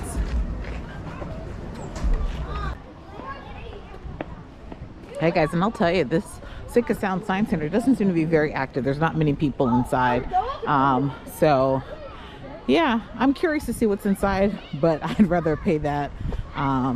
Not for all of us, because we're not all interested in that. I'm interested. I know you're interested, but it's just a lot for a very small aquarium. So y'all see the high school? That's a really small high school there. I'm curious to know how many kids go there. Pacific High School. I'll have to look it up later. Yep, that's the high school right in town. 400 kids that go there. Probably less than that, I'm guessing. That's a really small building. There's not much behind it. And across the street is the Sitka National Historical Park, the Russian Bishop's House. So if you want to check that out, you can do that as well. But we are back here in downtown Sitka. Downtown Sitka. And this is where we go to pick up our shuttle. And as you see, hold on guys, I want to walk up here to just to this light. So as you see, there are some shops and things right here, a couple of restaurants. Now, something that our tour guide did prep us for is that the food here is really, really expensive. So we're probably not going to get food per se. We're probably just gonna grab a snack. He said that, what did he say? He said the hamburgers, he said they have a McDonald's in town, but it just shut down. He said the burgers were $18 and that for McDonald's. And he said it's now shut down, but he said they were $18 when it was open. And he said you can go get Alaskan crab claws or legs. He said you're going to get 2 for $90. So we're not going to be eating here for sure. We're going to go back to the ship, but we might just grab a quick snack or something. McDonald's. And as you see, it's pretty busy right now. All right, and up this street straight ahead is where you're going to find the cathedral. We're not going to go that way, but yeah, this is pretty much it. There are a couple of food trucks, food stands over there. That's available. Put that down, Joe. You don't know if the thing has disease or anything. Yeah, so yeah, a couple food trucks, a couple restaurants, bars, but our driver did say that things are pretty expensive. So we're going to go ahead and head back to the ship. But we had a really good time here, first time in Sitka. Now the next time we're here, we probably will do an organized tour, because there's things that you just don't get doing your own walking tour. Of course, you can probably download some sort of audio guide, but next time we'll do a tour so we get more information, maybe do some of the wildlife. Our tour guide did say that they have a lot of whales. What type of whales did he say? He said a lot of killer whales, seals and other, yes, and sea otters, because people used to come here to hunt the sea otter. So a lot of wildlife, and he said you can save money by just going back to your balcony and sitting there. And we did see whales as soon as we got here, so we're gonna probably do that, see if we spot some whales. But we're headed back to the ship. You guys had a good day? Yes. Good day? Yes. Got a little bit of history, some good exercise? Yes. We're hungry, we're headed back to the ship. I got no exercise. All right. All right, and here's the line to get back to the bus, and we're about 4 hours before back on board time. So as you see, the line is pretty long. Now I don't know whether they're going to have us go by time, because we did select a time, or not, but we'll find out. Hold on. Also, What's the reservation line? Is this the reservation? For 2 o'clock or earlier. Do you have your email? You should have gotten sent an email. Gotcha, we'll have you get in this other line then. Hey ma'am, come down here then. Come down here. Oh, they have it. Yeah, it sent a text. It sent a text. Reservation for 2 or sooner. Coming right down here. Can you tell me what it's 7 passengers? We got to see the reservation. Right, not the rest of the Okay, you guys are it should just be like Sitka. We should have gotten an email. It's just no reception. You should have also gotten an email. All right, fine. So we'll just say like 10-minute wait. All right, I have it, but we do have a reservation, but not. Well, I can't. It's fine. Do you want to just show me the text? Oh my gosh. Okay, well then I can show the text. Go. You guys your reservation? It's for 5 of us. For 145? Okay. You're welcome. All right. All right, so they do check the reservation on your way back in, and I would say recommend download the email, have a picture of it, because they were asking for it, but there's no reception, so I couldn't even pull up the email. So yes, I just showed them the text where it showed that we had a reservation. They weren't going to accept that at first. I'm like, you have no reception, I can't pull it up. So make sure you have that ready to go. So there's no issue, but this is the standby line here. So yeah, definitely make your reservations. It's going to go a lot quicker. They're saying the standby line is 10 minutes, but that's a lot longer.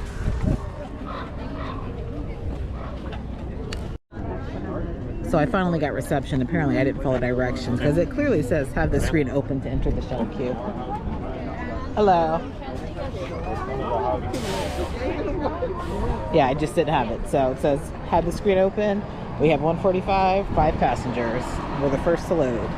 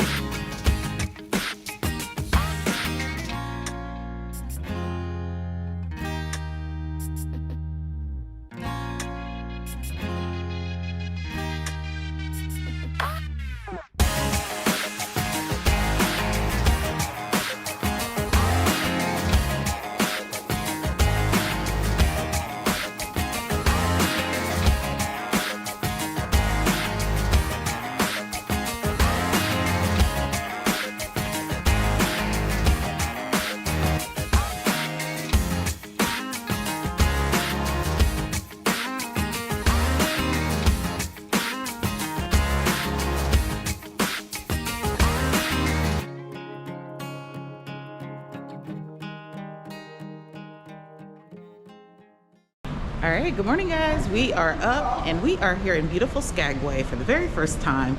Really excited to be here, and we are getting off the ship right now because we have a tour, early morning tour through Viator that's going to take us up the mountain into Canada, have some scenic photo stops. We're going to go to a mushroom camp to see some of the Alaskan dogs, Huskies, and we're gonna have a good time. So stay tuned. We're headed off. We're getting off in, where we at, Drew? Skagway. We're in Alaska. You can say Alaska. All right, we're getting off. But before we get off, something you need to know about Skagway is check your excursion tickets. You might need to have proof of residency, so you might need to have your passport or original birth certificate and ID. Some tours that go into Canada, they require you to have passport to have all of that stuff. So make sure you have it before you get off the ship, because you may be denied boarding for your shore excursion.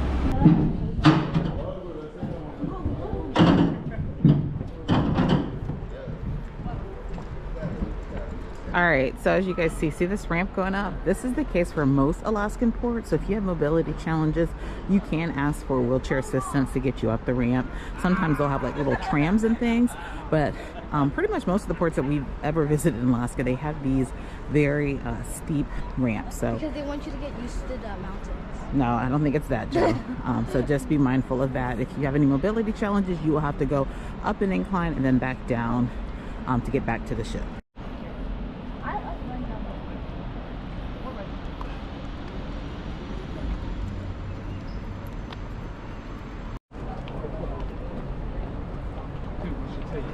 Oh yeah, you're gonna feel the burn on this one.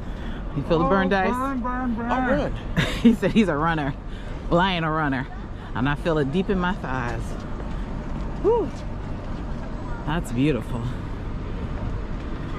All right, so I'm a little bit disappointed that they don't have guys taking, or ladies taking pictures outside the ship with this amazing view. We did have the photo package. For that reason, we didn't get one yesterday in Sitka, and it looks like we're not getting one today here in Skagway either. So that's a little disappointing, but we'll take our own pictures on our way back in. But it is beautiful. All right. Have shore excursions out here. Ours is supposed to have a blue sign. Let's say Skagway Tours. I think this might be ours here. I think this is ours. Let's see. Got everyone off this dock, and it looks like our folks from the other dock are about to join us. We can go ahead and hop on the bus. Where's the bus? Is that Where are y'all from? Ohio. OH. Ohio. This way, guys. Dude, I kind of want to see by myself, but I don't know if it's going to be filled. Huh? I want to see by myself, but I don't know if it's going to be filled. Oh, we'll see. All right, so we've got quite a few people on the bus, but we do have a group of 6 that are going to leave. All right, let's see what we got here. Thank you, Leah. All right, so it was very easy getting on the bus. Alrighty, like guys. right This is outside a really beautiful day ship, so here in Skagway. really Keep your eyes out behind you, over your left shoulder. Look over your left shoulder here in a second. We'll catch a glimpse of the Chilkat Range. It's one of my favorite spots. That Chilkat Range is about 15 miles away near the town of Haines, Alaska. Most of the time here in Skagway, like those peaks, that peak, all of these peaks, generally they're going to be covered up by clouds. So when I'm telling you guys this is rare, you guys got super lucky. Nice. Well, I just picked you guys up from what's called the ore dock, the train that Skagway is so famous for. You just take all the ore and minerals taken out of the Yukon territory. It'll get shipped by rail to this little warehouse here. This is the ore warehouse. There used to be an ore elevator. They tore it down a couple years ago. But that's from about 1900 to 1982. The train that this town is so famous for was taking stuff up to Whitehorse, the capital of Yukon, and bringing the ore and minerals down to that ore warehouse right there on the ore dock where I just picked you guys up from. It is an international airport. Do you guys know why? Because Canada's 20 miles that way. Yeah, so we don't have Delta, Alaska Airlines, Southwest, anything like that. We have Alaska Seaplanes. And have you guys been to Juneau yet? Not yet. Okay, you guys are probably going to go there soon. So Juneau is 90 miles away by air. It's about a 40-minute flight. Costs $264 to get there one way. Wow. Yeah. And then this is the train that, Skagway is so famous for.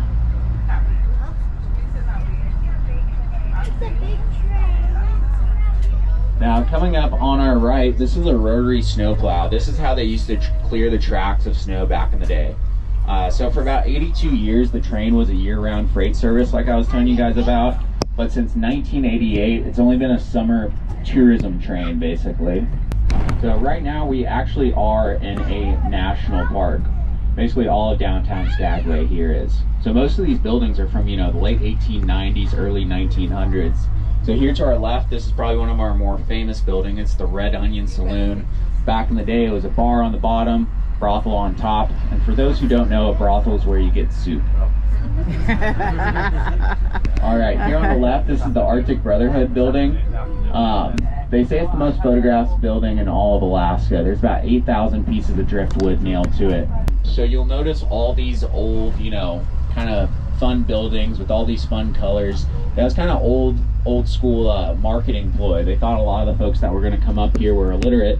So they would say, hey, if you need hardware, check out the purple building with pink trim.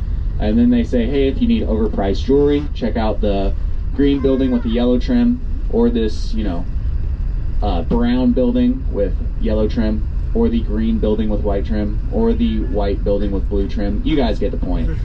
We got about 24 jewelry stores here in Skagway, only one grocery store. Yeah, really got our priorities straight. Now here to our left, this is the Wells Fargo. This is our financial district. And just like that, we've left the financial district. So that's our post office. So Amazon will say your package will arrive in 2 weeks. Really, it's going to show up a month after you order it, and it's going to be pretty beat up. How do I know? Because I've experienced it many a times. Now coming up here on our right, this is our last standing brothel from back in the day. You have the Red Onion Saloon in this one. Bottom floor bakery, top floor was the brothel. During its heyday, Skagway had about 70 different brothels here in town. So we have hit suburbia. That was basically all of downtown Skagway. The sidewalks have returned. We don't have boardwalks anymore, so we're out of national park land.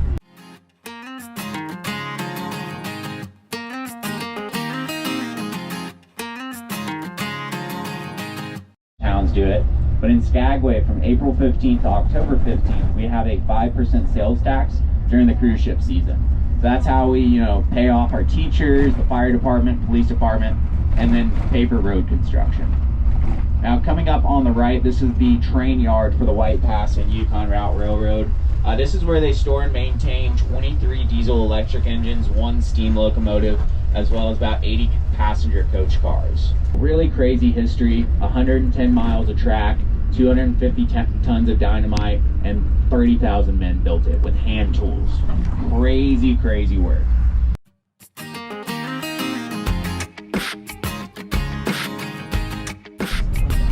All right, everyone say ooh. Now ah. So you'll kind of notice at the bottom of the valley, it's kind of a semicircle sort of thing, kind of looks like a U at the bottom. So that's a key indication of a process called glaciation.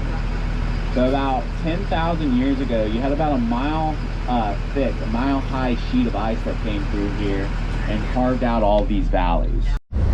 You guys see the trees growing out of the rock? So that is made possible by something called succession. Now succession is basically how a forest will recover after, you know, a highway is built, construction, wildfire, glaciers, what have you. Now we have an acronym for this succession here in Southeast Alaska. It goes as such, it's MASH. So the M stands for the moss. The moss attaches to the rock over there. It secretes a bit of acid and it'll form the smallest amount of topsoil. That way these trees can start growing out of the rock here. They're gonna check our passports. This is our International House of Passports, U.S. Customs. So yeah, this is our U.S. Customs building here to the left. All right guys, welcome to Canada. So that's a lie, we're not in Canada yet. So basically where the international border is, the weather is super, super gnarly in the wintertime. So where the actual international border lies is about 8 miles ahead of us. And it can get as low as negative 40 degrees in the wintertime with upwards of, 50 feet of snow and about 50-mile-an-hour winds. Splits off in two, and that's why it's called Pitchfork Falls.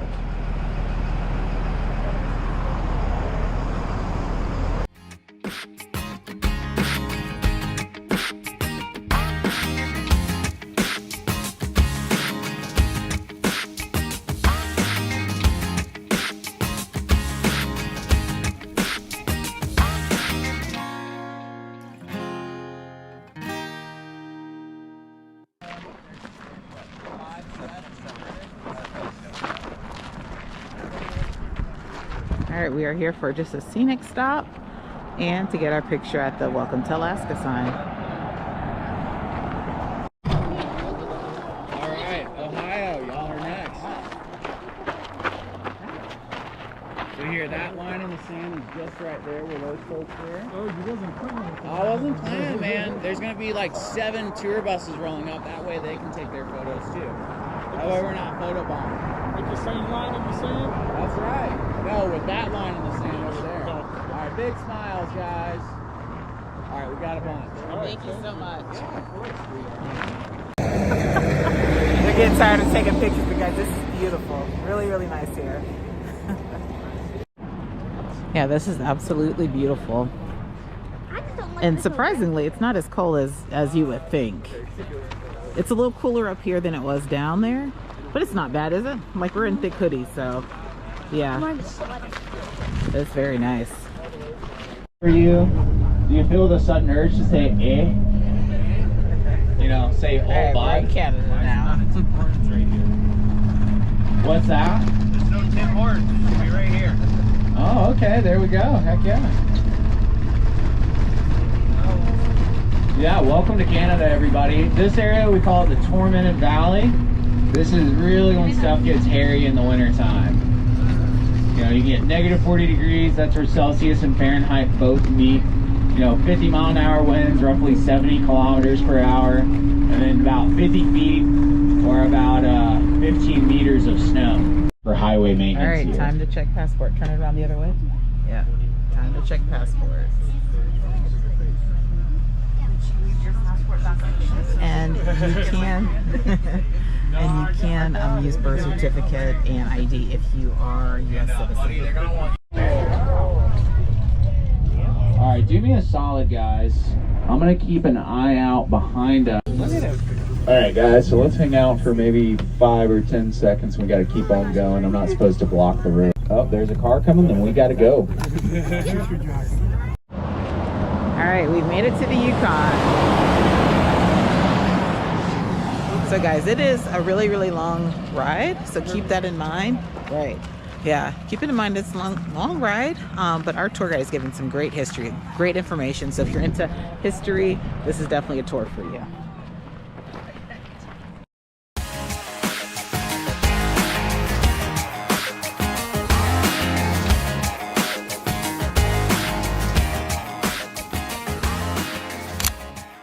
See through my phone?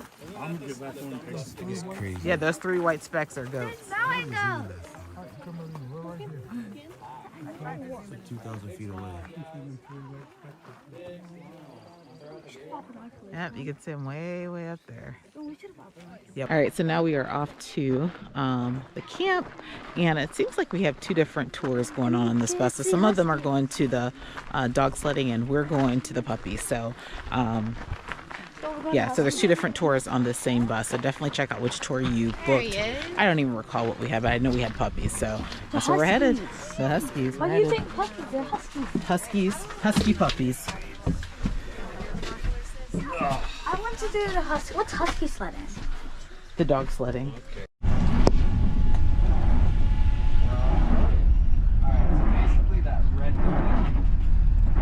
Ooh. All right, so that red building's the entranceway I was telling you guys about. That's where all the gift shop stuff is. You basically go straight out of that. You just keep walking straight. There's going to be a set of yellow outhouses. You go out of the gift shop, take a left. That's where there's another 3 sets of outhouses. For my folks that signed up for the puppy tour, basically straight out of that gift shop area, you'll see kind of a chain link fence sort of thing. That's where the puppies will hang out. There's also some different puppies throughout these little mini dog houses out here. All right, we are here at the Iditarod Dog Camp.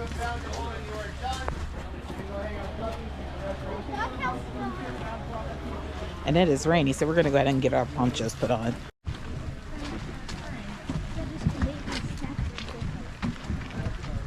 Next time, happy.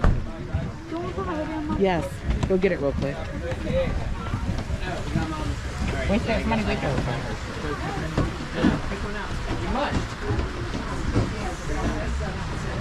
We're gonna walk through first. Not weed. Yeah, no.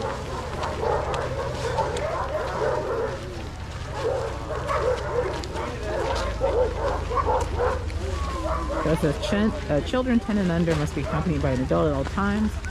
They cannot pick up the puppies. We can pass them off to them. Cute. I want you to pick them up, put them in my hand. I want you to pick them up, put them in my hand. We got any of Tiny Brown, Lazy Brown, none of y'all? We got our Major Holland. We got yes.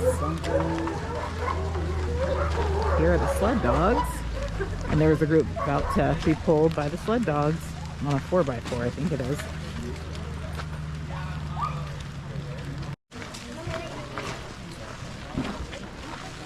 Are you petting one, Joe? That's cute. Can I hold him? Yes. We have to hand them to you, though. Hold on. Yeah, can you hand him to her? Joe, sit down in the chair. Okay.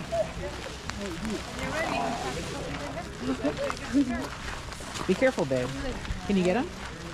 He looks like he wants to snuggle and take a nap. You got him? Too cute. I mean, not David Ruffin cute, but he's cute. Oh, those should be on his video.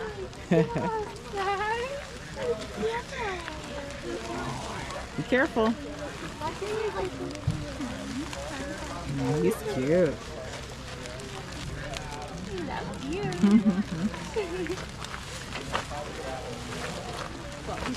Look this way, Joe.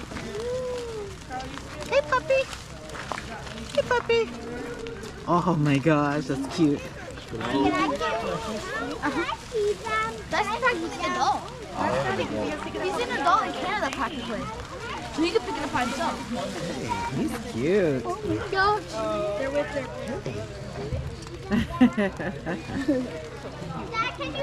Get a photo this way. Ready? 1, 2, 3.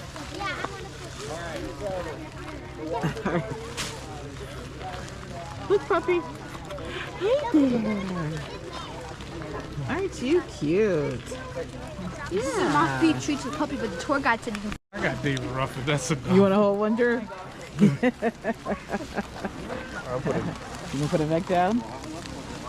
I think it's a wall. And there's a rope right Are there puppies in there, Dice?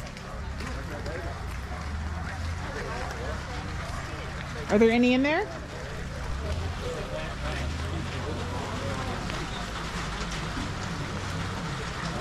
Are they hiding out?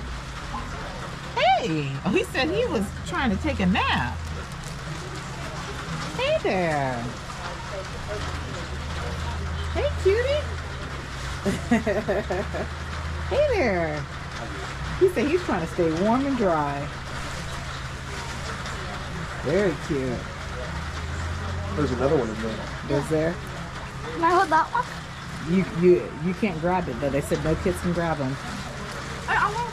Dice will hand them to you. So I should put it back in there. Oh, well, it looked like they wanted to go back there. You got to sit down, or they don't want you holding them. They don't want you to drop them. So put them down and just pet them. See if he'll come to you. Which one? Nope, he wants to go in his house. Let him go back in. Let's go that way. We're gonna go in the house. Outside. Andrew's like, what am I doing here? He wants to be on a Caribbean cruise. He said he don't care about Alaska. Look at him. He said this is too much for him. All this nature.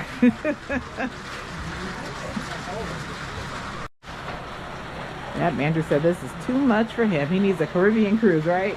I think it's cold. Yeah, it's cold out here. Good job. Oh, wait a second. Very cute. Aren't they cute? I wonder how big they get. Probably get really big.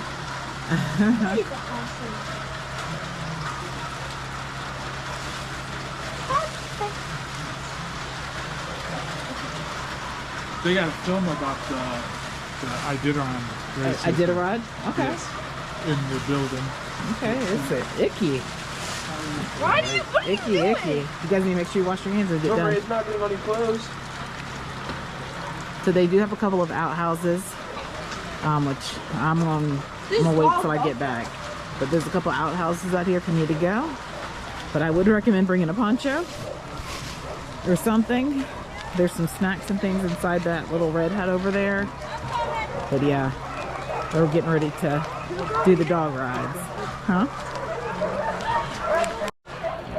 Alright, there's the museum.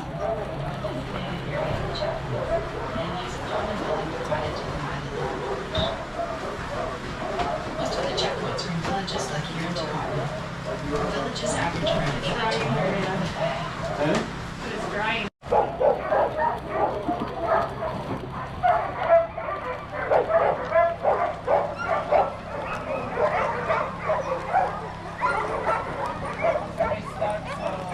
So what would have been really cool is if they were actually in a sled.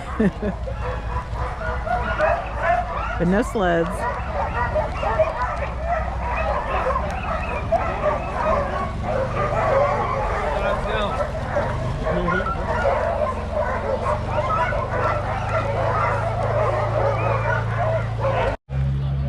Alright, so it's nice. It says that the puppies are socialized from about 2 weeks of age, and they'll stay with their moms until they're weaned at about 6 or 7 weeks old, and they let the mom decide if they're ready. So that's really nice to know. It says dogs are ready to do 1,000-mile races at 3 years of age, and training starts at 6 months old.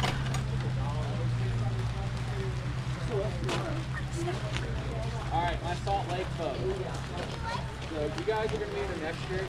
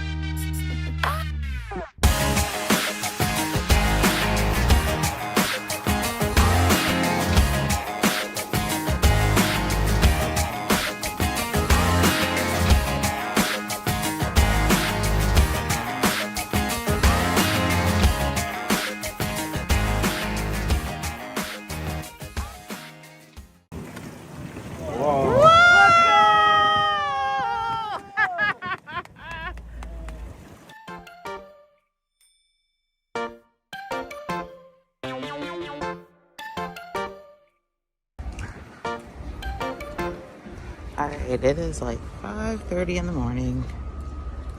And thought I would come out and get some views from the upper decks. Now they're not allowing anyone forward where the helipad is. That's where I thought I was gonna go get some great views, but this is where I am, early in the morning. And as you see on this ship, if you want to have any viewing area, you see there's a lot of glass all the way around. The only area that doesn't have glass is going to be right here near the pool deck. So very limited if you want to have an unobstructed view. On the call to Endicott Arm this morning. It was not safe to sail through Arm today in this weather condition. So while we weren't able to actually go through Endicott Arm or see Dawes Glacier, we decided to make the best of the day, and we were able to spend about 5 extra hours in Juneau. So Joe Marie and I hopped off the ship to experience this. Cruising to Alaska soon? Ever wondered what it feels like to soar 2,000 feet above sea level in just minutes? Let me take you to the top of Juneau, Alaska. This is the Gold Belt Tram, one of the most scenic rides in the entire state. The views? Absolutely unreal. The cost? Absolutely ridiculous. But if you love scenic views and nature, this experience may be for you. You can purchase your tickets in advance or at the door for a cost of $60 per adult and $45 for children. Since the passes are non-refundable, I recommend buying at the door just in case you have inclement weather during your port day. Your pass allows for all-day entry, so feel free to hop on for morning views of Juneau and get back on later to catch the sunset. At the summit of Mount Roberts, you'll find hiking trails, a nature center, and this stunning panoramic view of the Inside Passage. There are also a couple of shops where you can grab souvenirs, free guided nature walks, and the Chillicoot Theater where you can learn more about Juneau and how this tram was built. Again, there are a couple different hiking trails if you're adventurous, but be careful because bears are common in this area. You can even hike all the way back down, but this is not recommended as it can take a long time and can be treacherous. Was this view worth $60 per person for me? Not really, but if you're wanting to catch some views of Juneau and stay near the cruise ship, Gold Belt Tram may be perfect for you. What do you think of that, Joe? Did you like it? Yes. Yes. Yeah, it was pretty cool. Something to do. Yeah, I don't know if Andrew would have liked it.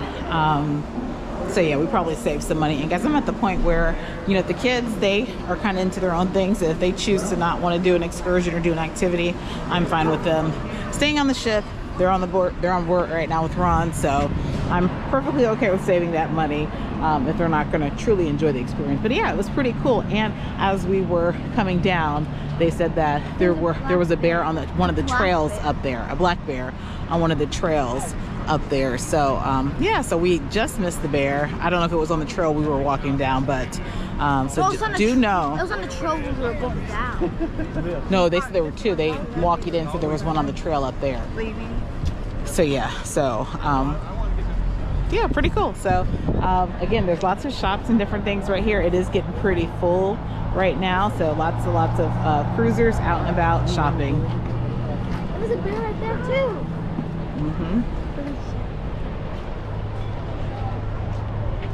All right, and I am curious to see about Tracy's King Crab Shack. I want to see how much it costs. So let's go take a look.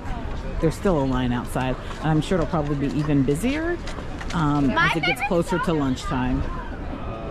And also, a fun fact that I learned yesterday, our tour guide told us that when you cruise Alaska in the summertime, they add a 5% tax on everything, and that goes to the pensions for teachers and helps to repair the roadways. So they said that things are a little bit more expensive when you come during the cruising season, which, you know, that's kind of standard.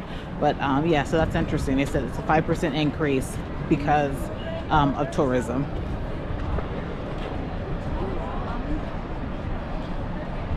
All right, and it says there's a second location if this one gets too busy. It's a 15-minute walk, and it's open 11 to 9. This one is open 10 a.m.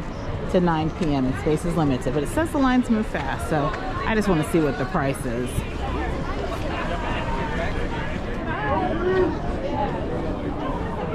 Oh, there they are.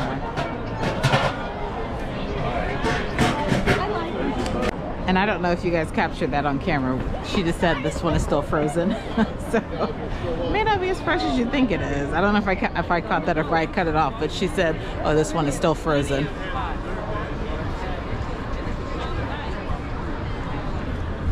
I'm trying to find a menu on the outside. That way, I don't want to wait in line to get a menu and not have a clue. Oh, here it is. Yeah, that's pretty expensive. So you get 3 pounds for $238. They recommend 1 pound per person. I probably could do 1.5 pounds, if not more. They have the crab bisque for $8.95. That's not bad. They have mini crab cakes made by our friends in Anchorage, so I'm guessing those are frozen as well. Crab cake rolls, pulled pork sliders, jasmine rice, shrimp, and then crab is $40 a pound. And then there is the #1 crab shack combo. It's going to give you small bisque, 4 mini crab cakes, and then crab choice. So you can get the red king crab for $94, snow crab $53, Dungeness crab $46, plus warm garlic rolls and butter. I guess that's not too bad if you're doing snow crab, $53, and then you get 4 small crab cakes. I guess that's not terrible. I mean, it's more expensive than I would get back home, but yeah, I think we'll pass on it.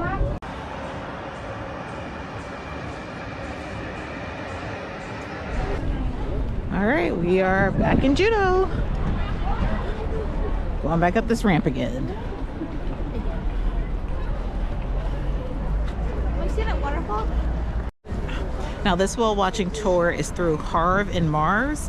They're one of the top rated whale watching tour companies here in Juneau, and they have, I think they lowered it some. I think it was higher earlier. So it probably has to do with the tide. So yeah, so they definitely lowered it. It was a lot steeper earlier. So they are one of the top rated Alaskan whale watching tours here, and they offer 3 different packages. They have private tours, they have 2 different public tours. One public tour has up to 18 people, and I think the other one's like up to 48. So we did the one for 18 people, which I think was $169 per person. So yeah, so we're gonna meet them right here at the pier. Whew. All right, we are looking for Harv and Marv. Yeah. Let's see if we can find them. Hello. How are you? I think we're with you. What's your last name? Major Holland. Yep. With me. All 7 of you guys? Yes, 7, and then we had 2 more join us. Chris.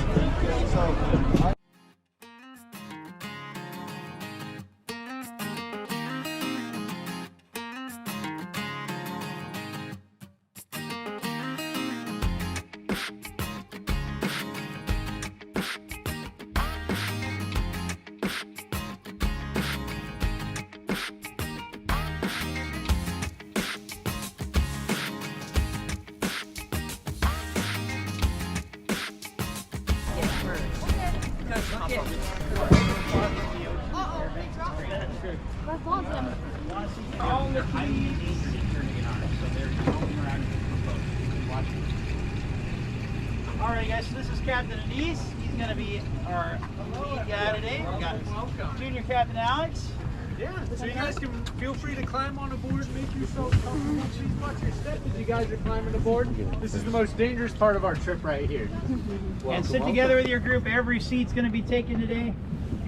Welcome everybody. You guys will be free to move about. Of course, welcome aboard the Chill Cat.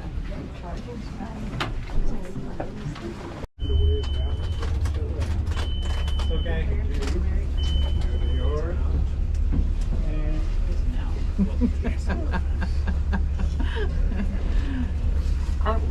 With you guys today. This is you guys' Captain Alex, and you guys have already met Dale.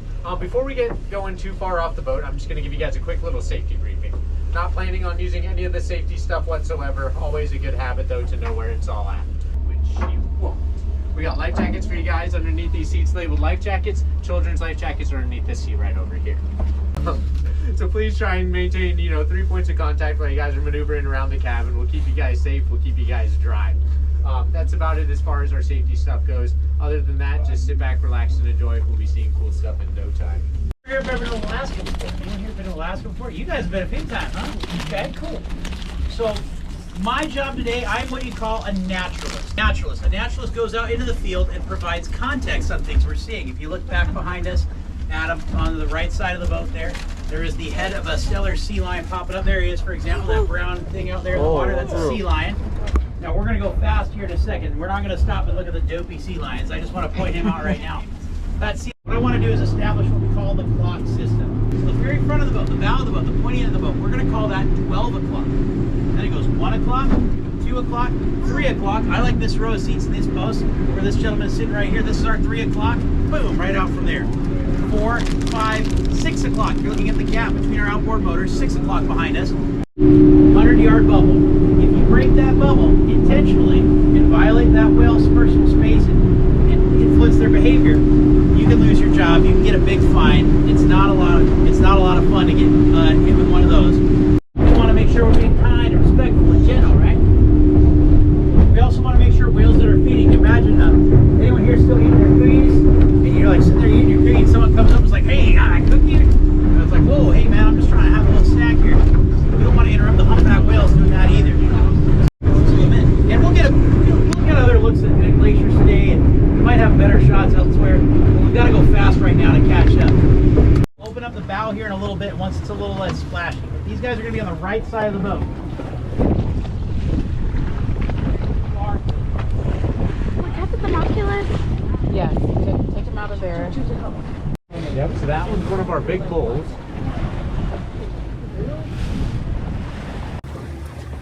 Spouts. Alright, you see the right? Oh, I see. Here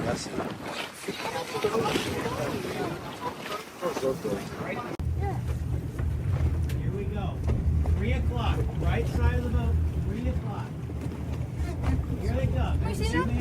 Oh! The ghost is tailed. Oh my gosh. Males are going to have the taller dorsal fins. Females will have something a little bit. Oh, so those are males. There are some calves mixed in. Can you have your feet on the deck, Miss? Please. Feet on the deck. Thank you. A little too slippery. Go on there. Now, eventually, we'll probably flip the boat around and put them off to the side. But for right now, we're sitting very pretty. Go for it, guys. You see them? I'll close windows over here, and then we open the other. There. You can stand right there too if you want. Don't worry about my stuff. I already got all Thank the you. for it. Yeah. You pay good money to be on this trip. Let's get you some great looks. Squeeze on in, my friend. Look out that window. Oh, there's a baby over there. That one that just flicked the tail. That's a real little one. Probably only a few months old. Hi. What's life? Potentially over 100 years. The oldest killer whale we know of reached an age of 106. More curvature on their dorsal fins, which we're seeing very clearly right now. They have a slightly different color to the patch on their eyes. And a bit of a different way of life. They're called residents, but I don't like that term because it implies that they're here all the time. We only see them about 1 in every 10 trips in most seasons, although this year we've had a very strong run. Got a couple of different groups, the AG and AF pods, that have been coming through pretty regularly. Yeah, it's always a treat whenever we see these guys. Unlike the humpback whales, the humpback whales move only as much as they need to keep feeding. The killer whales have a few 100-mile radius.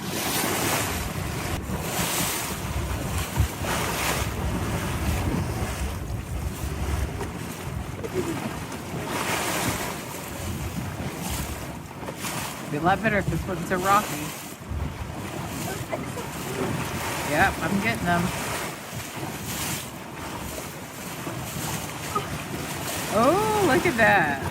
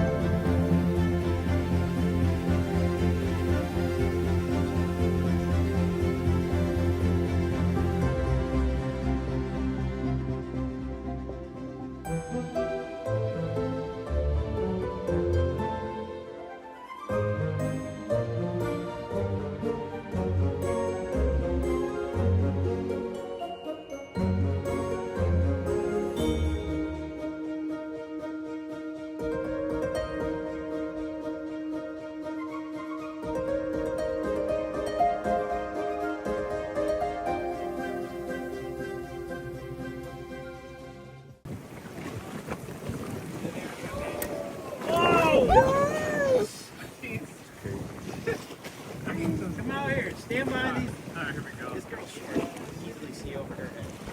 Oh, that's pretty sweet, man. Look, look, look. Whoa! Big jumper. I got it. How did you miss it? It's a little one. I missed that one. Ugh. Yep, I had just stopped recording. I got one of them.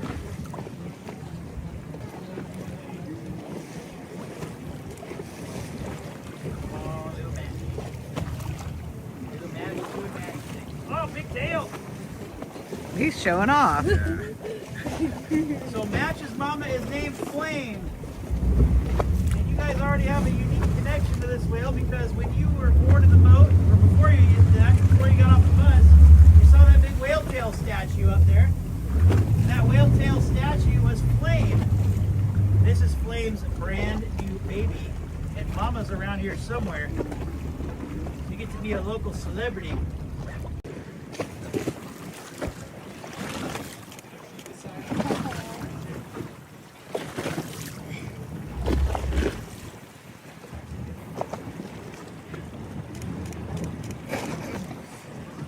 Make sure you're holding on. I told me to hold with two hands.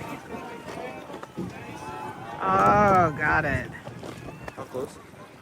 Pretty close.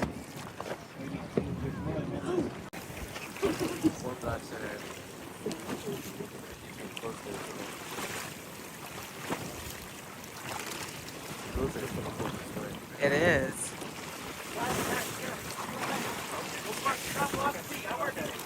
There we go. Let's go, Match.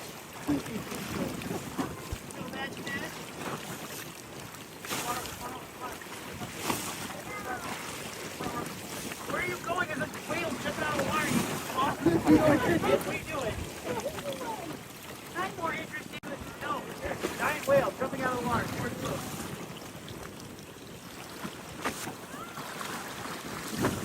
Oh, I got that. Oh my gosh, I got that so. It was so close.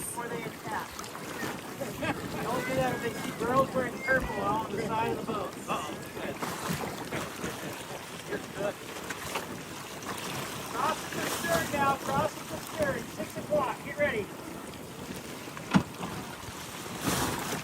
Oh, wow. Oh, I missed it! I missed it! I was trying to think about 6 o'clock. This is 6 o'clock. What do you mean? Left side of the boat. I was trying to say about 6 o'clock. Left side of the boat. Oh! Uh-huh.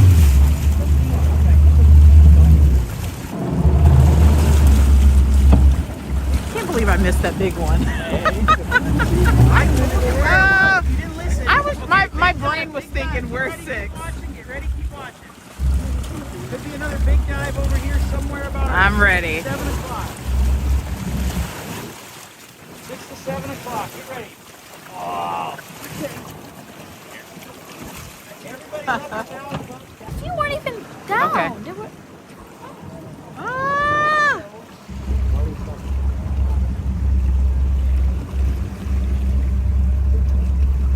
Oh, this boat got right in front of us. Or we got in front of it. Yeah, I think we got behind it. I don't think we got in front of it.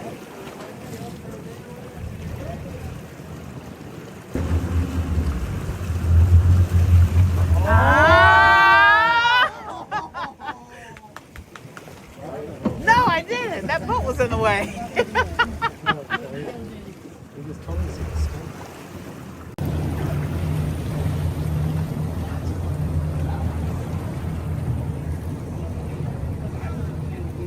Point Retreat Lighthouse over there off to the left at the northern end of Admiralty Island, better known as Husky.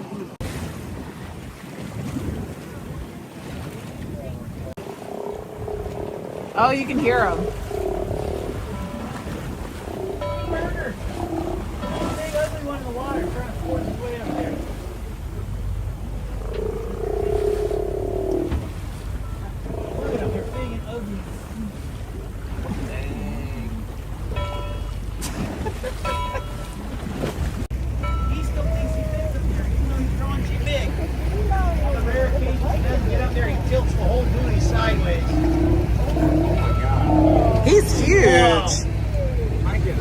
Yeah, he's big as a small down there. They get a lot larger.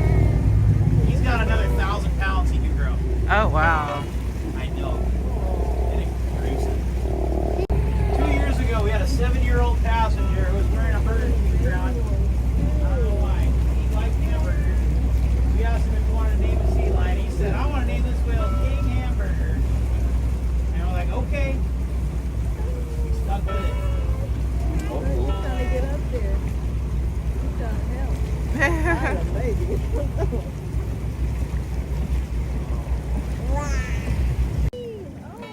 He smacked him right down.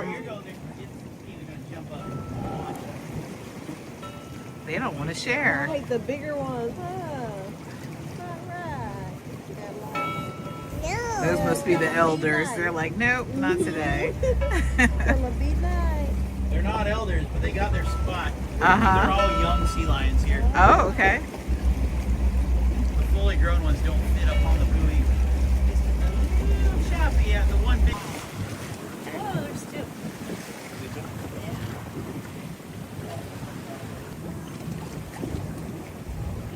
Oh, yeah.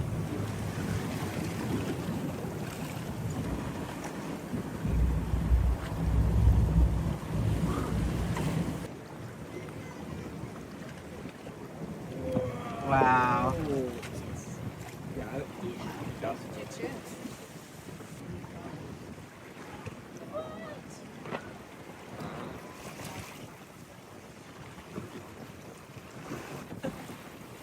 Squeeze on it, squeeze on it. Oh, there we go.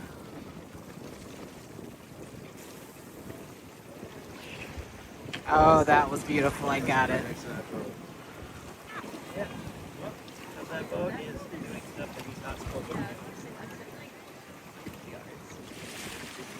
Well, he took his engines out of gear and then sat in an area which he's supposed to be able to keep moving. And then on top of that, they just are inside of everything, just drifting there.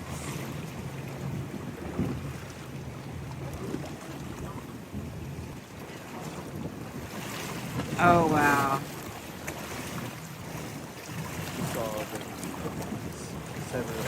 Wow.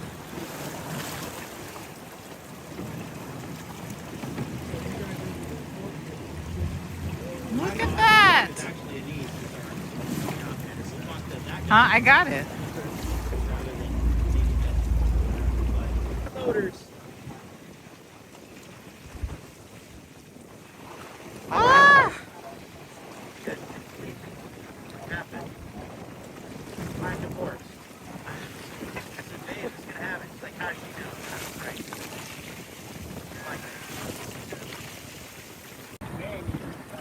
That would be horrible. Oh!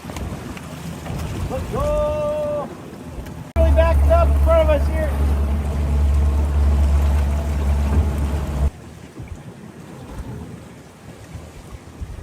Oh my. Whoa.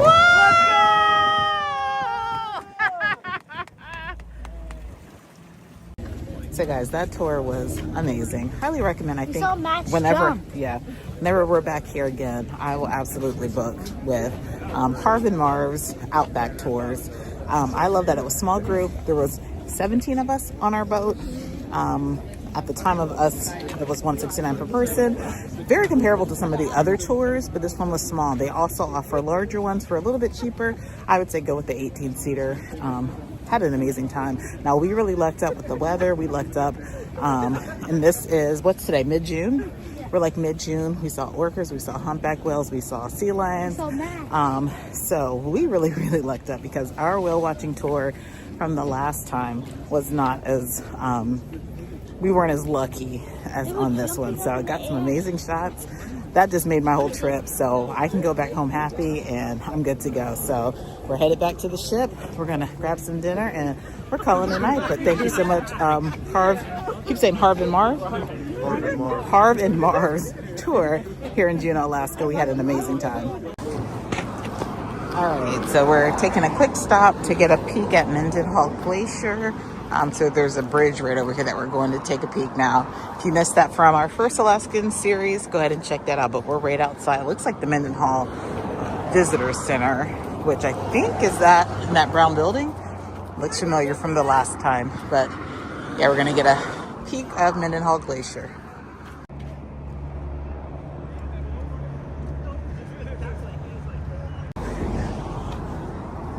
So what are we supposed to do here? Just to look at the glacier.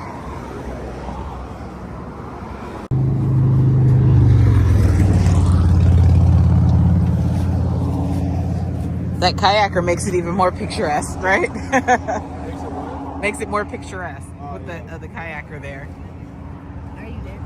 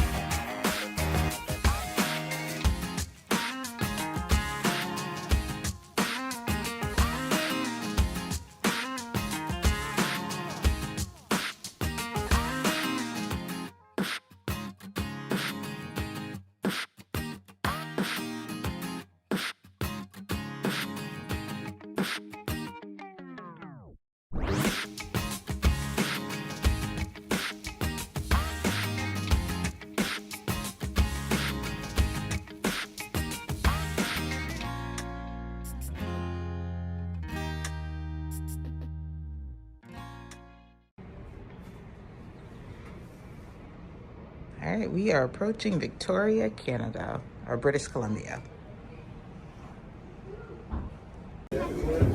All right, it is Victoria Day, and it is 5 p.m. And first time I picked up the camera today. But as you see, everyone is getting off the ship. We are only here a short period of time, so everyone is getting off, it appears. Yeah, and this is the crowded, the largest crowd that I've seen getting off the ship. We're on deck 5. We have to get all the way down to deck 2. So, if you're not familiar with Victoria, it is one of the ports that the cruise lines have to stop at. From Alaskan cruise, there's a law that says that cruise ships have to dock at a foreign port before re-entering to the U.S. So this is a stop that's not quite a stop. You're only going to be here for a couple of hours. You can get off, no problem. But depending on the cruise line, like with Royal, for us, we're here from 5 to 10. But I was on Carnival before, and we were only docked from like 9 to midnight. So depending on, the circumstance, you may or may not want to get off the ship. We decided we're going to get off today just to check it out for a minute. But it is not a long port day at all, and it's designed that way because it's truly just a obligatory stop. All right, and as you see, it says government ID and ship ID required for re-entry to ship. Typically it says that when you go places, but I would say because you're entering Canada, make sure you have your passport or ID or what have you, just in case. And we have no clue what we're doing here. I think we're going to try to catch the shuttle. There are some shuttle services that'll get you into downtown. We're just going to do that, walk around for a minute, grab something to eat, go to Tim Hortons, which is very popular here. It's where it was created, and I think Canada, I don't know if it's Victoria or not, but we'll find out. But we're going to do that, and we're getting back on the ship.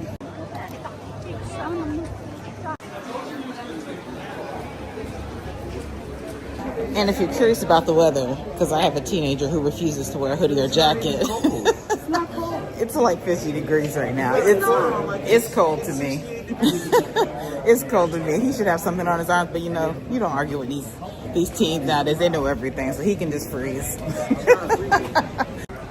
All right, so there's some information. They have currency exchange, ground transportation, restrooms, all of that. Now you can walk to downtown Victoria. It's 2 kilometers.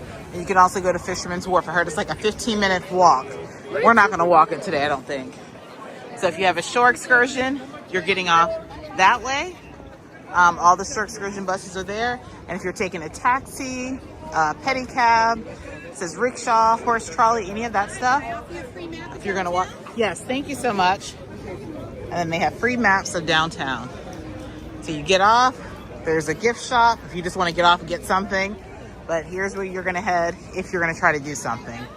So they have private tours, bike rental, taxi, shuttle, pedicab, washrooms, all of that stuff is this way. And you can book last minute tours as well. All right, so now I've heard you could probably do a taxi cheaper than taking the shuttle. I'm just curious to know how much the shuttle is. I think the shuttle, last time I checked, was like $10 per person round trip. So let's go check it out first. All right, here's the sign. It says round trip tickets are 15 USD round trip. You can prepay. You have a separate line from those who need to purchase tickets. And they pick up every 15 minutes from the pier in downtown. So $15 per person round trip. Let's check out and see how much the taxis are. All right, yeah, the taxi line is just right here. We're just gonna ask them how much, see how much it is. And if they take card, because I think we're out of cash at this point. All right, it says no flat rates from here to downtown. It's charged per the meter in Canadian dollars, and they do accept all forms of payment. So let's see how much this would cost.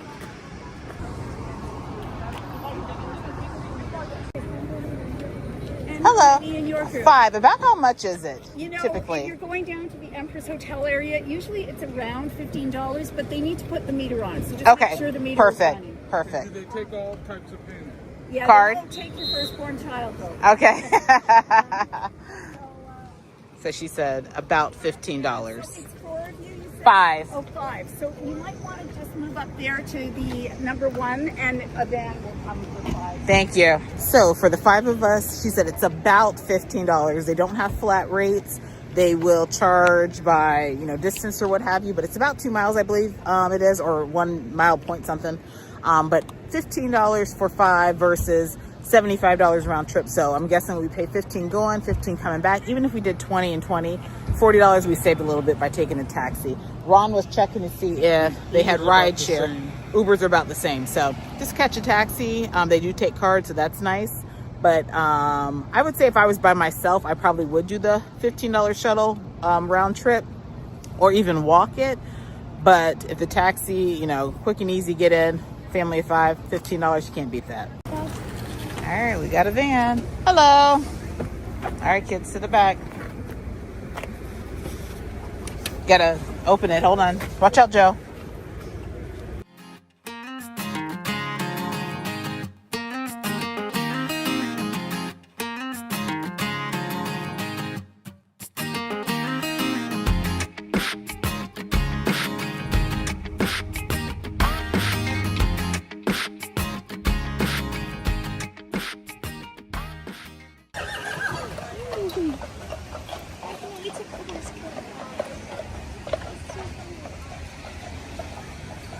So yeah, so the taxi dropped us off at the embassy, and I don't even think it's a mile and a half. So it looks like from the embassy in, it looks like everything downtown is going to be this direction. Okay. So yeah, the Tim Hortons is about a half mile walk from here. We probably should have just had him drop us off there, but here we are. That's closer to us than that was Tim Hortons. All right, so we'll do that. And then he got some Hortons. We'll see. Daddy. So you can just walk around. This map is pretty handy. It's pretty detailed, so it's going to give you an idea of where you're at. This is the Confederation Garden Park. Now, we're not going to go into anything or really stop to read. We're just really browsing today. It's our very first time here, so won't have a whole lot of content or a lot of information. Just really wanted to show you guys how to get off the ship, and we're going to check out some beaver tails.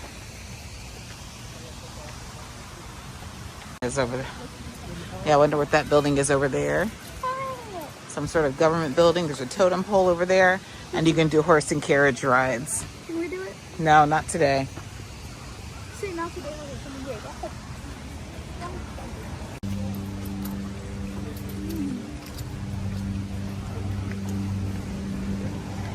But it's a beautiful, beautiful little city. Very nice. Is it more beautiful than Pickerington? Yes, it's more beautiful than our city. So that's the steamship terminal. I'm guessing boat tours of some sort. There's a bar and grill right there. Yeah, very beautiful. I can imagine it's really nice here in the fall. Probably really, really nice. Now the weather is pretty nice right now, so I'll take it. She's talking about it's cold. It's like 60 degrees. So that's a legislative building. Now they do also offer a hop-on, hop-off bus tour, which for me would possibly be ideal for a small city like this, to kind of see it within, you know, a short span of time. So you could do hop on, hop off. They do have some walking tours available as well. But as you see, it's pretty walkable on your own. So, and I would think maybe they would have some sort of audio tour that you can download. There's a speedboat to Seattle. Look how cute. Oh, look at the little puppies. They have a jacket. Her jacket is blue. What do they have here? Looks like ice cream. 2 scoops for $5. That's not bad at all. That's not bad. Jeremy, walk over here away from the street, please.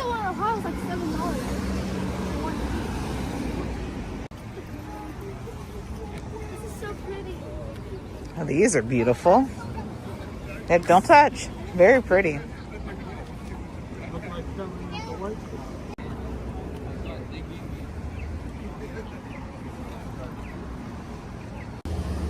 All right, the Empress. I'm guessing that's a hotel maybe of some sort. Yeah.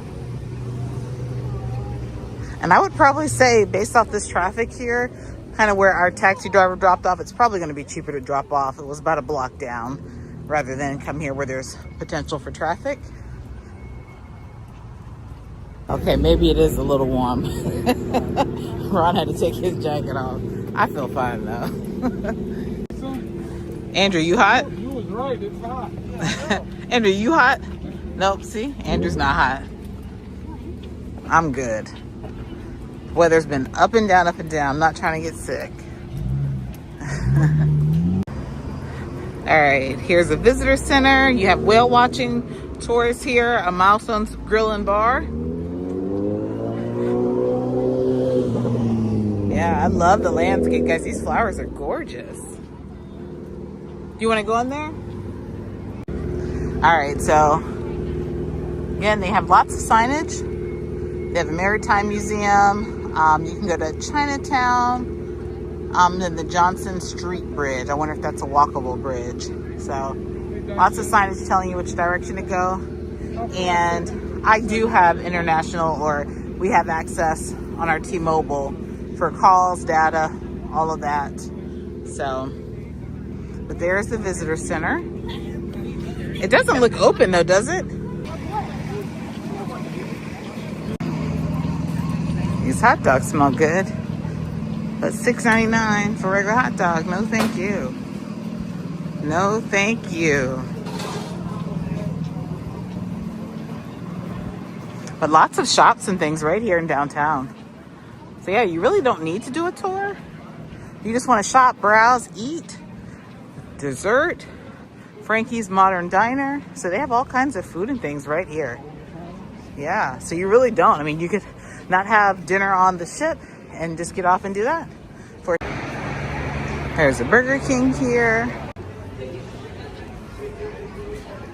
Why do you get fixated with their nails? Their claws. Where do the boys go? Dice, where y'all going? They just be wandering.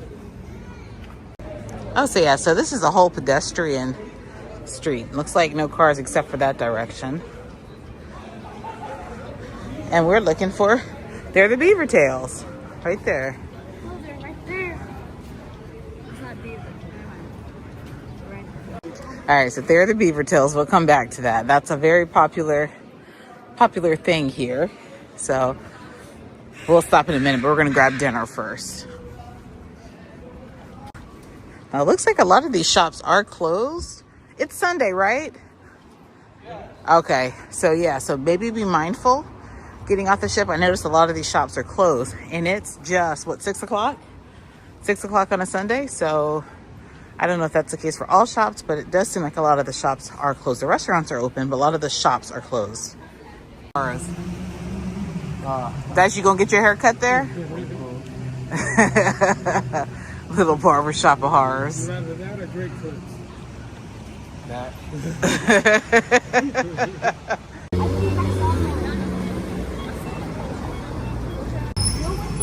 All right, we are approaching the McDonald's, and shout out to Team Reese Travels. I was on board with Kiki and RJ on board Ovation of the Seas last week, and I know that they got off in Ensenada and tried the McDonald's there to see if the McDonald's was different than Mexico, or Mexico different than in the U.S. And I did the same thing when we were in Italy.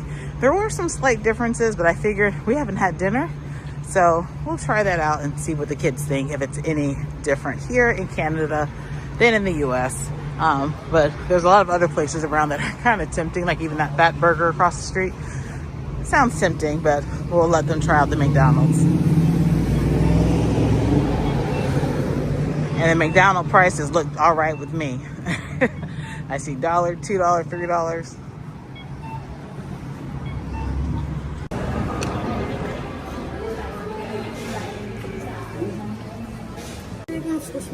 And the prices are definitely comparable to the U.S. What is that I say? They have chicken nacho poutine. That is something different. Drew said no? No. Oh, they're out of that burger? Got it. Yeah, so it says they use 100% Canadian beef and 100% Canadian potatoes. So that's going to be different. Big Mac, no meat. Sounds like for Joe Marie. But did you see it said 100% Canadian beef and 100% Canadian fries or potatoes? Wow, I've never But seen look, that. chicken nacho poutine. That's like gravy with cheese. Dice said he's getting regular fries. We tried poutine the other night, so I think we're good. So I don't know if I've ever seen hot mustard or spicy habanero at McDonald's. I'm gonna try spicy habanero. All right, you guys, they have Fruitopia. I haven't had a Fruitopia in years. And they have a watermelon lime fruit splash. Huh. Cotton candy shake. Wow, blueberry pomegranate. That's different. I think I'm gonna go with Fruitopia orange because I haven't had that in forever. All right. And then Dad wanted a strawberry shake. And they must have real chicken because those 6 chicken nuggets are $6.49. Not even the meal. Just 6 chicken nuggets for $6.49. So they must be using real chicken. How much? She has the ketchup. I don't know. I didn't ask. All right, I got a quarter pounder. Away it comes.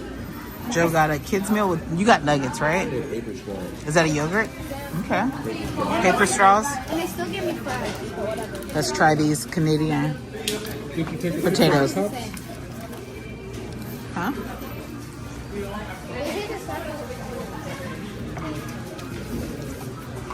These aren't regular straws. Fries taste better. The fries taste the same. No, you don't. Fries taste better than me. It's the exact same. You think so? Milkshake tastes better. You want to try Is some? that a milkshake? It said what kind of milkshake? It says strawberry triple thick milkshake. Triple thick. America only says strawberry. Yeah, this shake is definitely better. Whatever strawberry flavor they use, that's way better. I don't know if it's triple thick, but it tastes better. All right, Drew's gonna try his burger out. He got the double thorny ketchup. Does it taste the same or does it taste better? Hold on, wait till you finish chewing. It is better. The apple tastes better. It's better? Yeah. What do you think, Drew? Does it taste the same or is it better? It tastes better? Okay. Give me some fries. All right, McDouble. What is it? Quarter pounder.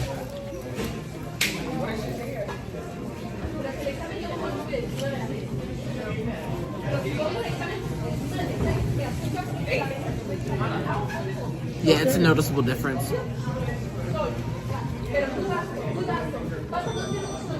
The beef definitely tastes better. For sure. I'm not a big McDonald's eater, but that beef tastes That beef tastes better, for sure.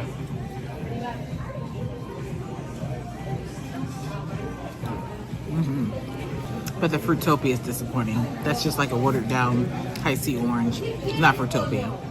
If you guys know Fruitopia, back in the day, I think when I was in high school, you could buy Fruitopia and then you would get a cap that had a free Fruitopia. You kept recycling those. You can't tell me that's not high C orange. It's high C orange. It's not Fruitopia at all. That was a little disappointing. They added a little water. It's watered down.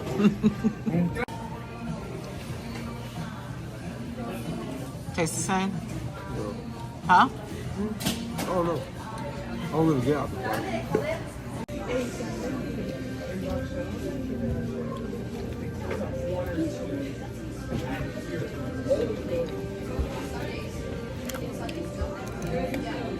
Yeah, I like this better.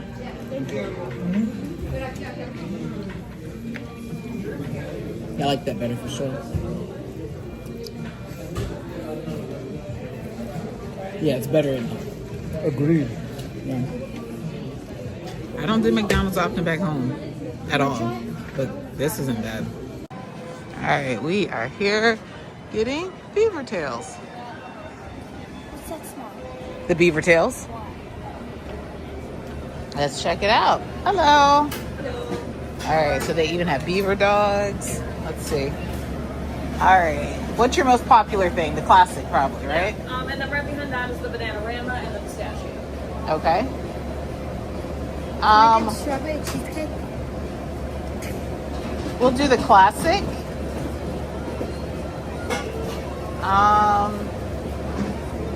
What other one do you guys want to try? I want the strawberry cheesecake. We'll do the strawberry cheesecake and apple pie. Got it. Is that everything for you guys? That's it.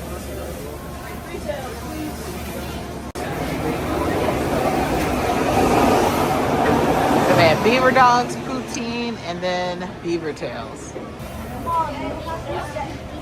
Sitting down now. All right, we got beaver tails. We got strawberry cheesecake. We got apple pie, and of course, the original. And Ron wants you to see wooden utensils. Disposable. That's kind of cool. You've never seen that before? No, never. Have you? Oh, yeah. Every time I fly on an airplane. Wooden ones? Yes. Oh, wow. We'll start with the original. It literally looks like a beaver tail with cinnamon and sugar.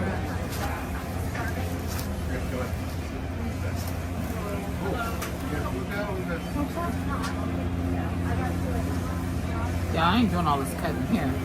Yeah, just give me a No, I get the edge. Mom just said I get the edge. I'm just like grabbing it with your hands.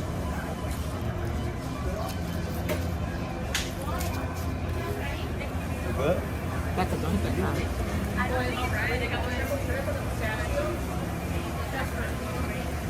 Look good. It's just cinnamon and sugar. Fried dough. It's cinnamon. We can make this at home, Mom. Good. Time for the cheesecake. It's good. This is the one I want, Mom. Then do try. Please back with me that card. So I was just telling Ron, I said, these things are messy. Look at the napkin. It says messy is good. Very messy. Drew is eating the cheesecake. Yeah, he is. Definitely. Here, guys. It's good. Okay. I'm the best narrator ever. I'm so good at it. Yep, it's good. I ain't sharing either. Drew's eating the apple pie. Is the apple pie good? And Mommy's getting her own original to walk. I'm not sharing. Because I did all this cutting, making a mess. I deserve my own beaver tail.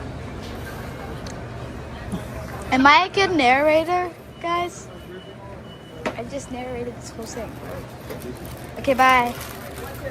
All right, yeah, so you have to get them when they're nice and hot. So the first ones we had, they must have been sitting.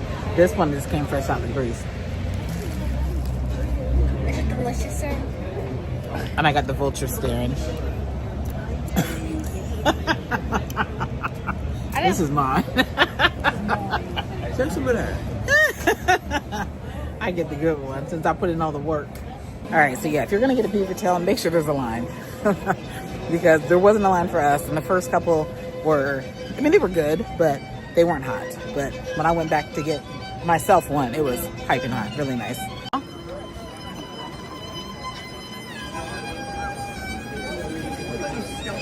Yeah, it's starting to fill up now with all the cruisers.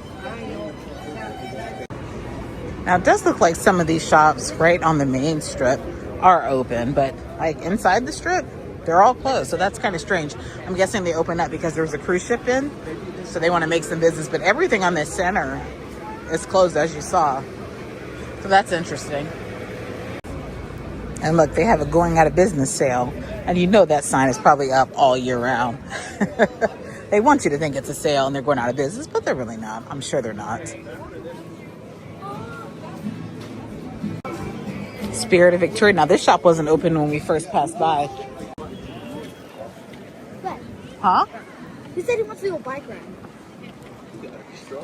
Yeah, we have both rides. That's it? Okay. That was a whale. It was not dolphin. That's cute.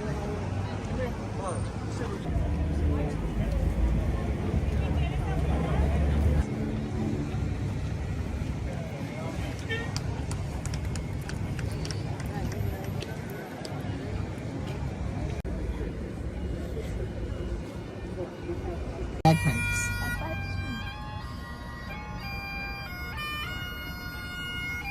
All right, headed back to the ship.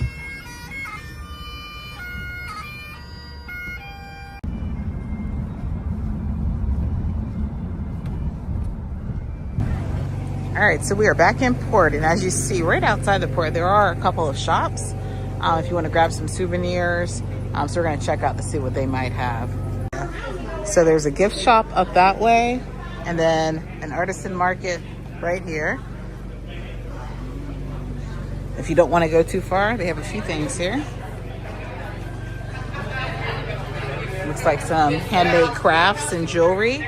Jewelry, don't touch anything.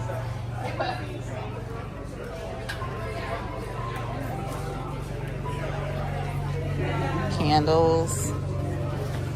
Looks like some Canadian snacks, some Canadian candies. Oh, freeze-dried candies.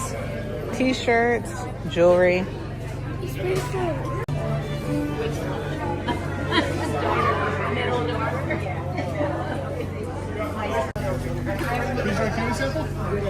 Freeze-dried candy. There you go, enjoy. Pulls all the moisture out. These are very crunchy and vibrant.